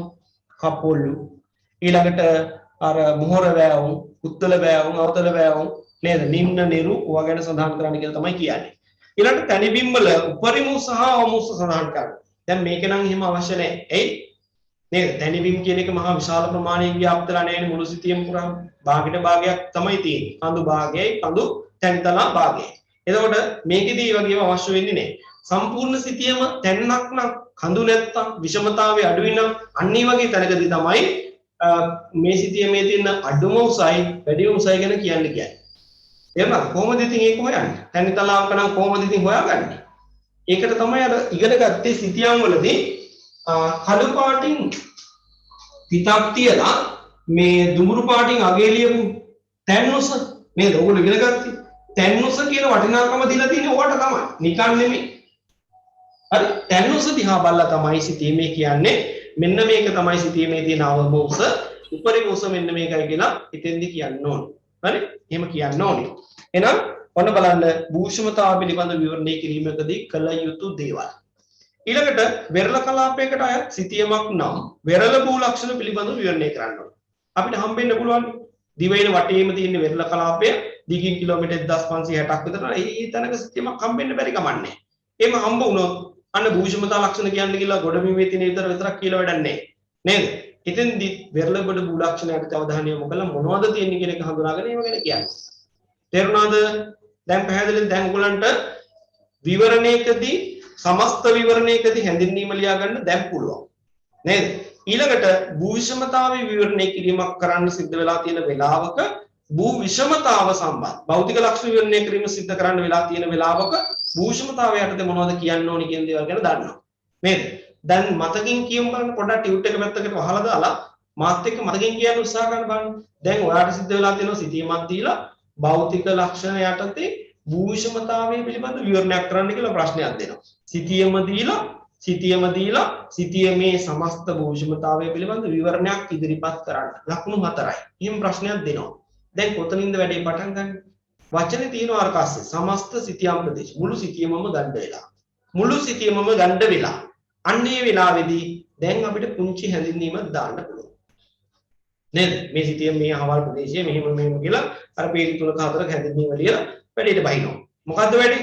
සිතියමේ තියෙන භූෂමතාවය තමයි විවරණය කරන්න කියන්නේ.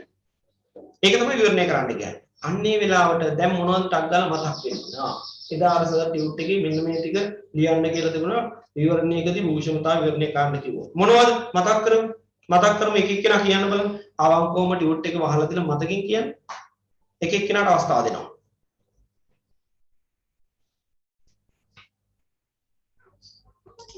දැන් මේ අවස්ථාව ප්‍රයෝජනට ගන්න ළමයි මේක අපතේ දාන්න එපා. ඔයා මේක අමාරුවෙන් ගැට ගහලා මේ වෙලාව කියාගත්තොත් ඔයාට ජීවිතේට මතක තියෙනවා ඒක. අමතක වෙන්නේ නැහැ ඒක. නේද? භූෂමතාවය විවරණය කරන්න වෙන වෙලාවකදී මොනවද කියන්න ඕන? අර කියපු දේවල් මේ සරල කරලා කියන්නේ. සිටියේ දැන් මෙහෙම සිටියේ තැනිබීම් තියෙන්නේ කොහෙද?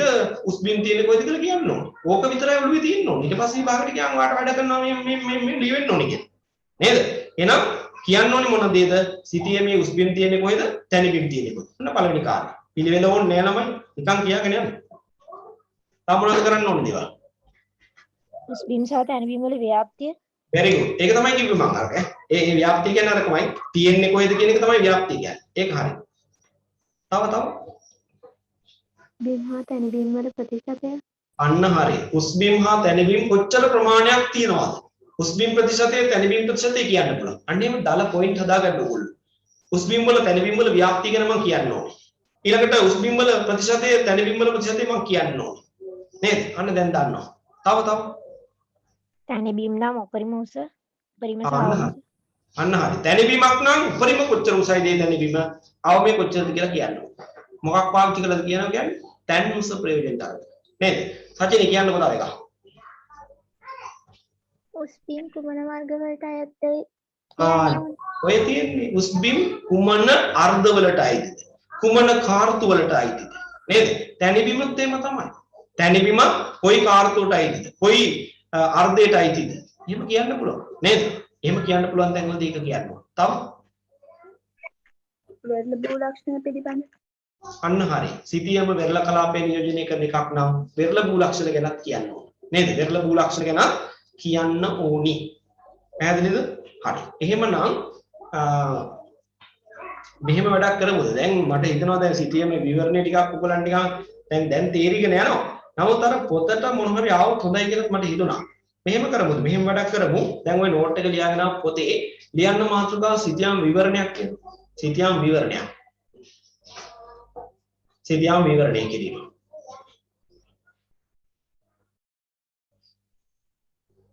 සිටියම් විවරණය කිරීම. දැන් පළවෙනි එක පළවෙනි අංකේ දාන්න. හැඳින්වීමකදී කමාවක් දැම්මා. හැඳින්වීමකදී ඔන්න සිටියම හැඳින්වීම. දැන් ඔයාලට මතක් වෙන දේවල් ලියන්න. හැඳින්වීමකදී මොනවද ලියන්නේ? ඔයාගේ වචනේ ලියන්න ඔයාලට තේරෙන විදිහට මොනවද දෙන්න ඕනේ කියලා. හැඳින්වීමකදී පළවෙනි තර ලකුණ දාලා මොකක්ද දෙන්න ඕනේ? දෙවෙනි තර ලකුණ දාලා මොකක්ද දෙන්න ඕනේ? ඔයාලට මතක් වෙන දේ ලියන්න.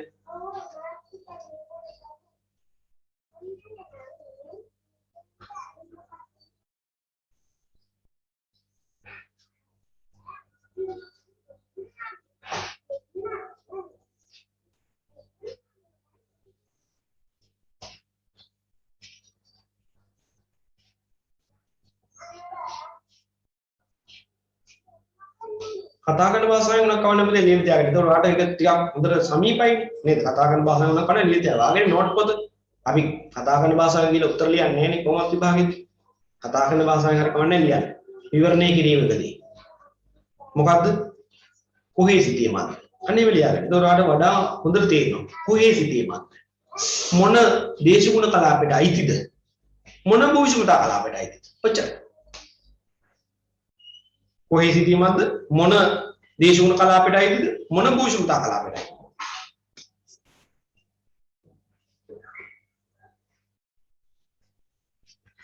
හරි ඒ වැඩේ ඉවරයි දැන් ගන්න අංක 2 භෞතික ලක්ෂණ විවරණයකදී භෞතික ලක්ෂණ විවරණය කිරීමකදී දැන් මේ දීලා දෙන නෝට් එක තව කෙටි කරගන්න හදන්නේ භෞතික ලක්ෂණ විවරණය කිරීමකදී අංක 1 යටතේ තරු ලකුණක් දාලා භූ විෂමතාවයේ ලක්ෂණ භූෂමතාවයේ විවරණය කිරීමට සිදුව ඇතනම් භූ විෂමතාව විවරණය කිරීමට සිදුව ඇතනම් කමාවක් දැම්මා භූ විෂමතාවයේ විවරණය කිරීමට සිදුව ඇතනම් ඇතනම් මොකද්ද ලියන්නේ අන්න දැන් අර කියපු ටික ඔයාගේ වචනේ ලියන්න ඔයාගේ වචනේ ලියන්න කඳු කොහේ තියෙනවද තැනි කොහේ තියෙනවද එහෙම ලියන්න. එහෙමම ලියන්න කමන්නේ. කඳු කොහේ තියෙනවද තැනි කොහේ තියෙනවද? ඒක ඔයාලට බලනකොට හොඳටම තේරෙනවද ඒක? පළවෙනි පොයින්ට් එක. කඳු කොහේද තැනි කොහේද?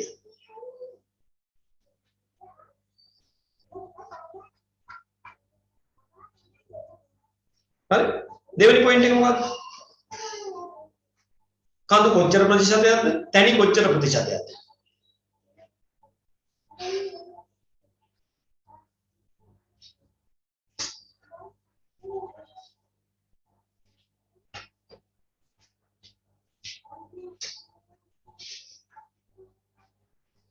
තුන්වෙනි තරු ලකුණ කඳු සහ තැනි මොන අර්ධවල මොන කාර්තුවල තියෙනවා? කඳු සහ තැනි මොන අර්ධවල මොන කාර්තුවල තියෙනවද?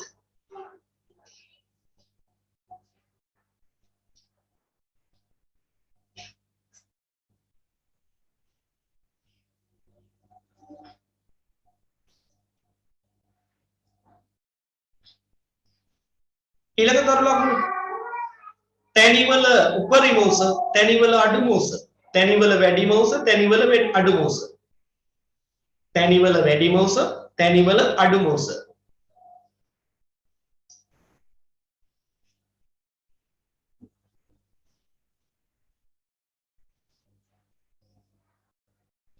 ඊළඟ පොයින්ට් එක විරල සිතියමක් නම් විරල භූරූප විරල සිතියමක් නම් විරල භූරූප විරල සිතියමක් නම් විරල භූරූප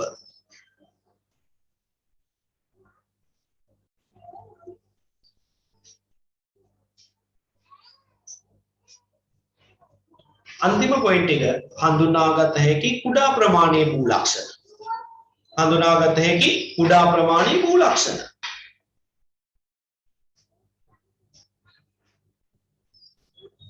දැන් පොඩ්ඩක් කල්පනා කරලා බලන්න දැන් යම් අයිඩියා එකක් ආව නේද ටියුට් එකේ තියෙන නෝට් එකට වඩා දැන් ඔයා ලියාගත්ත එකකින් වාට අයිඩියා එකක් එනවා නේද විභාග ප්‍රශ්නයක් මට ආවොත් සිතියමත් දීලා භෞතික ලක්ෂණ යටතේ භූ විෂමතාවය විවරණය කරන්න කියලා.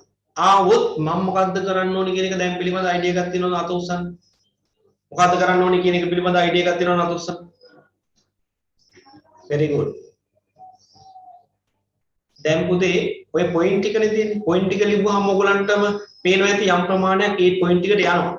ඔය ටිකට අදාළ වාක්‍ය දෙක ගන්න ලිව්වත් ඔයා විවරණයක් ලියලා. විවරණයක් ලියලා හොඳට මතක තියාගන්න ළමයි විවරණ අතාරිනවා. අතාරින්නේ ළමයින්ගේ තියෙන වැරද්ද නිසා නෙමේ හරියට උගන්වන්නේ නෑ.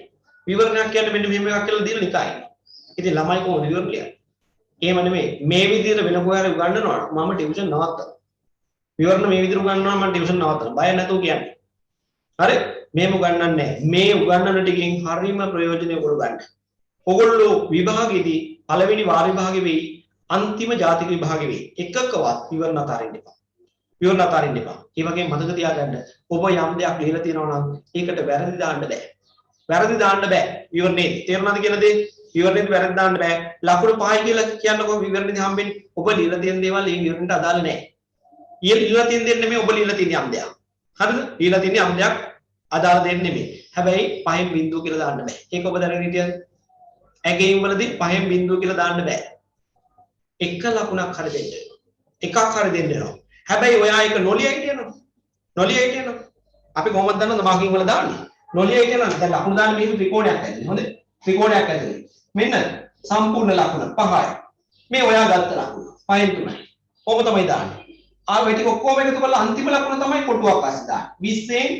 20න් 19. කොහොමද දාන්නේ? එතකොට ඔයා නොලිය හිටියනම් පේප් මාකින් කරන කෙනා දාන්නේ මෙහෙමයි. හරි? 5න් බිංදුවයි. ඕක දාගන්න ඕනේ. ඕක දාගන්න ඕනේ. ඉල්ලලා තියෙන දේ ඔයා දන්නේ ලියා ගන්න මොනවද කියලා. ඔයා ලියනවා සිතියම ගැන පොඩි හැඳින්වීමක්. පොඩි හැඳින්වීමක්. ලියලා අර කියන්න තියෙන දේ දන්නේ මොනවද ටික ලියලා එනවා කියන්නේ. ඔයාට 5න් බිංදුව දාන්න දෙන්නේ නැහැ කීයටවත්. පැනල් එකේ. ඔයාට 5න් එක හම්බ වෙනවා. 5න් එකක් හම්බ වෙනවා. නැත්නම් භාගයක් හරි හම්බ වෙනවා. භාගයක් හම්බ වෙනවා කියන්නේ ඉතින් අවසානයේ ඒක අනිවාර්යෙන් එක වෙනවනේ. නේද? ඒ නිසා හොඳට මතක තියාගන්න විවරණ ස්කිප් කරලා යන්න එපා. ඒක අතහැරලා දාන්න එපා. ලියන්න ගන්න. බැරි ගාත ලියන්න පටන් ගන්න. හරි? එතකොට 5න් 5ම නැත. 5න් එකක් හරි ගන්න පුළුවන්. ඕකවත් හදන්නේ නැහැ ළමයින් ගොඩුවේ විවරණ සම්බන්ධයෙන්. එහෙම ගැටලුවක් තියෙනවා අපේ විෂය තුල. දැන් මම ගන්නවා ඔබට විවරණයක් ලියන්න යම් හැකියාව ශක්තිය තියෙනවා කියන එක. හරි? මොනව සම්බන්ධයෙන්ද? තාම ඔයගොල්ලෝ දැනුවත් හැඳින්වීමයි භෞතික ලක්ෂණ විවරණයකදී භූෂමතාවය කියලා කියනවා. දැන් ඔයගොල්ලෝ ලියන්න පුළුවන්. හරි? එහෙමනම් අපි යමු දෙවෙනි කාරණේට. දැන් භෞතික ලක්ෂණයට තියෙන්නේ භූෂිතතාව විතරක් නෙමෙයි කිව්වනේ. ජල වාහනිය තියෙනවලු, ස්වභාවික වෘක්ෂලතාව තියෙනවලු, පෙරළපඩ භූ ලක්ෂණ තියෙනවා. එහෙනම් බලමු ජල වාහනිය විවරණය කිරීමකදී මොනවද කියන්න වෙන්නේ කියලා. හරි. බලන්න පළවෙනි පොයින්ට් එකේ කියනවා ස්වභාවිකව ජලය ගලා යන විට විවිධ රටාවන් එහි නිර්මාණය වේ. ඒවා පිළිබඳ විවරණය කිරීමක් හා කුඩා පරිමාණයේ ජල වාහන ලක්ෂණ පිළිබඳ විවරණය කිරීමක් මේවාගින් අපේක්ෂා කෙරේ. දැන් මේවා ඔක්කොම වැල්වට ආරන්නේ නේද? පාට විවරණයක් ලියන්න ඕනි කියන එකේ ස්ප්‍රිට් එක මේකේ තියෙනවා වෙන් කරගන්නයි තියෙන්නේ. ජල වාහනය කියන්නේ ස්වභාවිකව පෘථිවිය මතුපිට ජලය ගලා යාම නිසා නිර්මාණය වෙන ලක්ෂණ. ඒක අපි තීරවල කතා කරලා තියෙනවා. ඒක ආයි මේකට දාලා තියෙනවා. නේද? ඒක අර ඔයාලට මතක් කරගන්න. හැබැයි විවරණයේදී ජල වාහන විවරණය කිරීමේදී මෙන්න බලන්න. කියන්නේ කුඩා පරිමාණ ජල වාහන ලක්ෂණ තියෙනවා නම් ඒව හඳුනාගන්නලු සිතියමේ ජල වාහන රටාව හඳුනා. ඔච්චරයි තියෙන්නේ. අර භූෂමතාව විවරණය කරන කරත් වඩා ලේසි. ජල වාහන ලක්ෂණ විවරණය. එහෙනම් මට කියන්න පුතේ සිතියමක තියෙන කුඩා පරිමාණ ජල වාහන ලක්ෂණ කීපයක් කියන්න අපි ඉගෙන ගත්තේ. කියන්නකෝ කතා කරන්න හැම වෙලේම කතා කරන කෙනා දිනුනේ.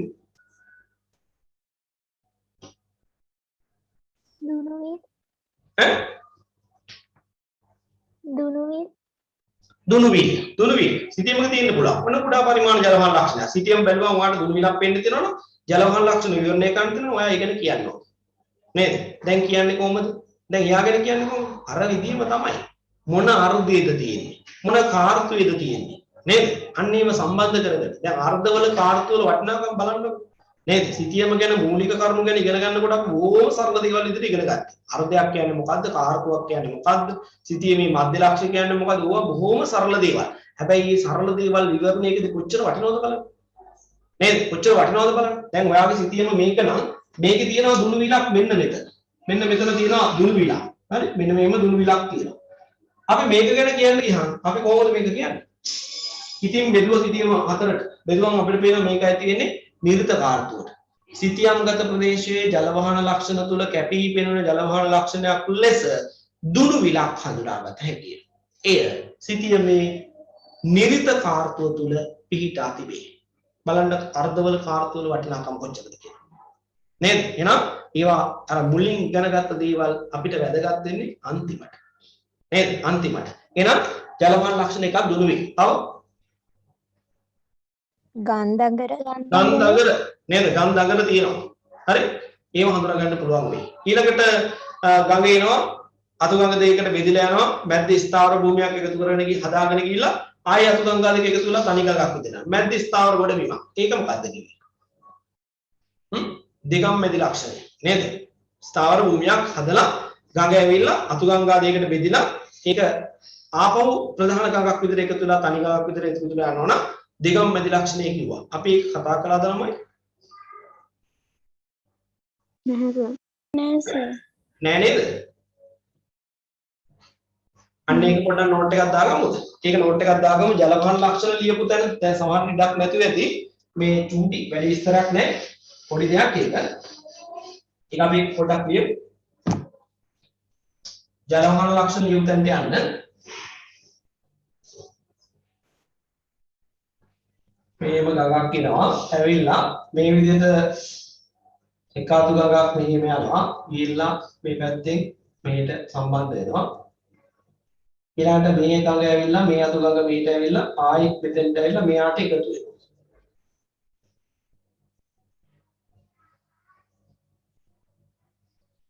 මෙන්න මේක තමයි අර ස්ථාවර ගොඩබිම් බවට පත් වෙලා තියෙන්නේ. මේ ලක්ෂණය තමයි අපි කියන්නේ දිගම් මැදි ලක්ෂණය. පොඩි සටහනක් දාගන්න මේකේ. එතකොට මේක අන්තිම සම්පූර්ණයෙන්ම මේ ගඟ අදින්න නිල් පාටි. ඒක දන්නවනේ ආයි කියන්න ඕනේ නෑ. නිල්.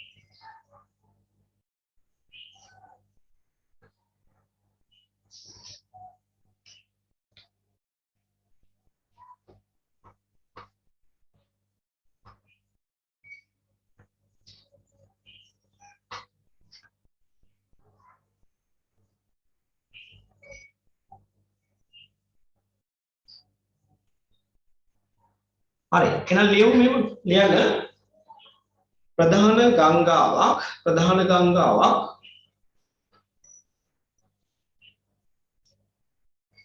අතුගංගා දෙකකට බෙදී යමින්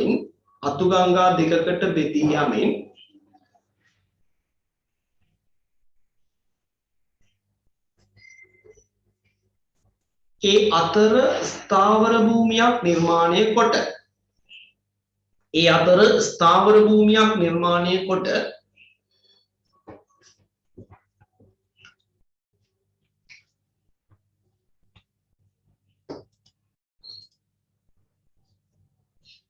භූමියක් නිර්මාණය කොට නැවත අතුගංගා දෙක එකතු වී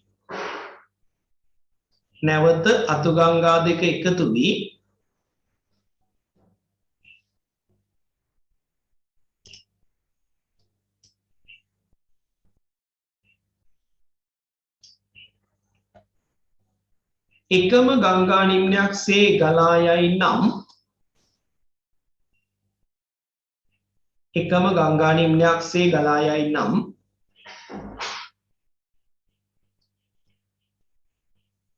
එම ලක්ෂණය දෙගම්මැදි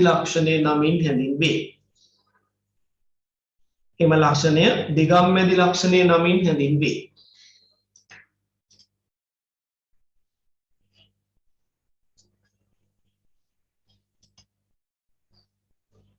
හරි මෙන්න මේක චුට්ටක් බලන්න. මේ තියෙන්නේ එහෙම තැනක්. බලන්න පේන ඇති ගඟ මේනවා. නේද? මෙහෙම එනවා. ඇවිල්ලා මේ ගන්ධාකරෙකුත් තියෙනවා. මේ ඇවිල්ලා මෙන්න මෙතෙන්දී මේ බලන්න. මේ පැත්තෙන් මේ ගංගා නිම්නේ එකක් යනවා. මේ යනවා. ඊට පස්සේ මේ ගංගා නිම්නේ ඉතුරු අත්ත මේ පැත්තේ යනවා. ගිහලා ආයෙ දෙන්න එකතු වෙලා නේද? මේ එහෙම තියෙනවා. මේ බලන්න මෙන්න මෙතන තියෙනවා මේ ස්ථාවර මේ ගොඩබිමක්. ගංගා නිම්නේ මැද්දේ. මෙන්න මේවා තමයි මේ දෙගම්මැදි ලක්ෂණ කියන්නේ. දෙගම්මැදි කියන්නේ මේවට. හරි? ඒක අපිට මගහැරලා තිබිලා හරි අපි ඉගෙන ගත්ත එක වටිනවා. හොඳයි. එහෙමනම් ඔන්න වගේ ලක්ෂණ සිතියමේ තියෙනවා නම් ඒ කොයි තැන්වල තියෙනවද කියන එක හඳුනාගෙන පැහැදිලි කිරීමක් තමයි බලාපොරොත්තු වෙන්නේ. ජල වහන ලක්ෂණ විවරණය කිරීම ලේසි. නේද? ජල වහන ලක්ෂණ විවරණය කිරීම ලේසි. සමහර වෙලාවට ඔය ජල වහන විවරණය කරනකොට සම්පූර්ණම සිතියම දිහා බලලා එතෙන්දී වාට තීරණය කරන්න වෙනවා ළමයි මේ සිතියමේ තියෙන රටාව මොකක්ද කියලා. ඒ කියන්නේ සම්පූර්ණ දිහා බලලා රේඛා වැල්ලා තියෙන විදිය බලලා ශාකී රටාවක්ද එහෙම නැත්නම් ජාලාකාර රටාවක්ද එහෙම නැත්නම් අරීය රටාවක්ද වලයාකාර රටාවක්ද එහෙම බලන්න වෙනවා. හොඳට මතක තියාගන්න අපේ රටේ සිතියම් වල අපිට වැඩිපුරම හම්බෙන රටාව තමයි එක්ක ශාකීය එහෙම නැත්නම් ජාලාකාර. තේරුණාද? එක්ක ශාකී රටාව හම්බ වෙනවා එහෙම නැත්නම් ජාලාකාර රටාව හම්බ වෙනවා. එහෙනම් ඔය දෙක ගැන වැඩි අවධානය යොමු කරලා ඒ සිතියම දිහා බැලුවාම ඔයාලට හරි රටාව මොකක්ද කියලා හොයාගන්න පුළුවන්. අරීය රටාවල් ඊළඟට වලයාකාර රටාවල් අපේ පුංචි සිතියම් කොටස් වලට හම්බෙන්නේ ඉතාම අඩුයි. හරි? එහෙනම් එතනත් යම් පහසුවක් තියෙනවා. දැන් වැඩිපුර අපි මේ විවරණයකදී කරන්නේ මෙයම කියලා දිගට කතා කරන් ගියොත් වැඩි සංකීර්ණ වෙනවා. ඒ නිසා මම ඔබට කියලා තියෙනවා සිතියම් කොටස් එකක් හෝ දෙකක් හොයාගන්න කියලා. අපි දැන් ඔයා විවරණය කරන්න පටන් ගත්ත සිතියම පැත්තක තියලා අර දෙවෙනි එක අතට ගන්න. අරගෙන ඒකට හැඳින්වීමක් ලියමු විනාඩි 5ක් ඇතුළත. කලින් ලියපු හැඳින්වීම එපා. ඒක මට වෙනම එවන්න ඕනේ. දැන් ලියලා ඒක මේ පන්ති ඉවරලා විනාඩි 5ක් ඇතුළත මේ දැන් ලියන ටික විනාඩි 5ක් ඇතුළත මැප් එකයි එක දෙකම එවන්න ඕනේ මට. බලන්න. හරි? දැන් පටන් ගමු හැඳින්වීම. විනාඩි 5ක් දෙනවා. දැන් මේවා මේ විදිහට පොඩ කතා කරගෙන ඉස්සරහට ගියේ නැත්නම් ඔක්කොම ටික එක දවසේ කතා කරලා ඉවර කරන්න තිබුණා. එහෙම වුණොත් ඔබට තේරෙන ප්‍රමාණය අඩුයි. හරි? තේරෙන ප්‍රමාණය අඩුයි. ඒ නිසා අපි හෙමින් යමු. දැන් ලියන්නකෝ දෙවෙනි සිතියම තෝරාගෙන හැඳින්වීමක් ලියන්න ඒ සිතියමට. මොන හරි ගැටලුවක් තියෙනවා නම් අහන්න පුළුවන් ඈ. මං ඉන්නවා මෙතන.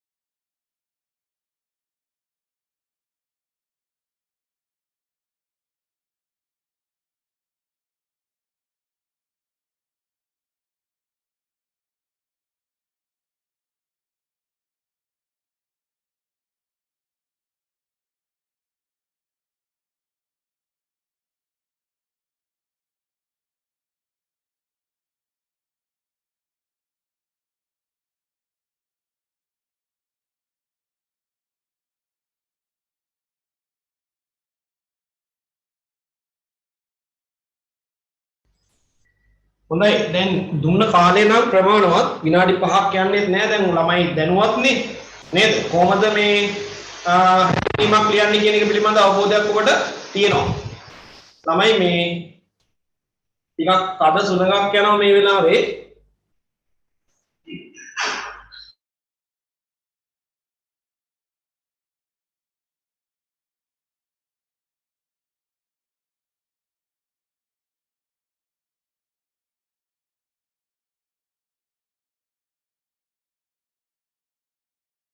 හොඳයි එහෙමනම් හැඳින්වීමේ වැඩ කටයුතු අවසానයිනේ දැන් ඔයාලට පුළුවන් හැකියාවක් තියනවා නම් මේ වෙලාවේ ලියපු උත්තරේ ෆොටෝ එකක් ගහලා WhatsApp කරන්න හැබැයි කමෙන්ට් ගෲප් එකට දාන්න එපා කමෙන්ට් ගෲප් එකට දාන්න එපා ඔබගේ නමින් ඒක මට එවන්න හරි නැත්තම් පන්ති ඉවර කරලා ඒකට කමක් නැහැ ඊළඟට අපි යමු දෙවෙනි කොටසේ බලන්න දැන් භූෂමතාවය දැන් ඔබ අධ්‍යයනය දින සිටියමේ ඊළඟට භූෂමතාවය විවරණය කිරීමකට සිද්ධ වෙලා තියෙන්නේ භූෂමතාවය විවරණය කරන්න වෙලා තියෙන්නේ දැන් හැඳින්වීම ආරම්භයේ මොකක් ගැන හිතන්න ඕනේ දැන් ඔයා හිතන්න ඕනේ මම මේ සිටියමේ භූෂමතාවය ගැන විවරණය කරන්න හදන්නේ දැන් විනාඩි 10ක් විතර දෙන්නම් භූෂමතාවයක් විවරණය කරන්න පටන් ගමු ඔතෙන්දී ඔයා කියන්න ඕනේද භූෂමතාවය කියන්නේ මොකක්ද කියලා එමු ඒව මොකුත් එපා දැන් ඔයා දන්නවා හොඳටම භූෂමතාව විවරණයකදී මොනවද කළ යුත්තේ ඒ ටික පොතේ තියෙනවා හිතේ තියෙනවා හිතේ තියෙන ටික ප්‍රයෝජනට අරගෙන ලියන්න බලන්න පටන් ගන්න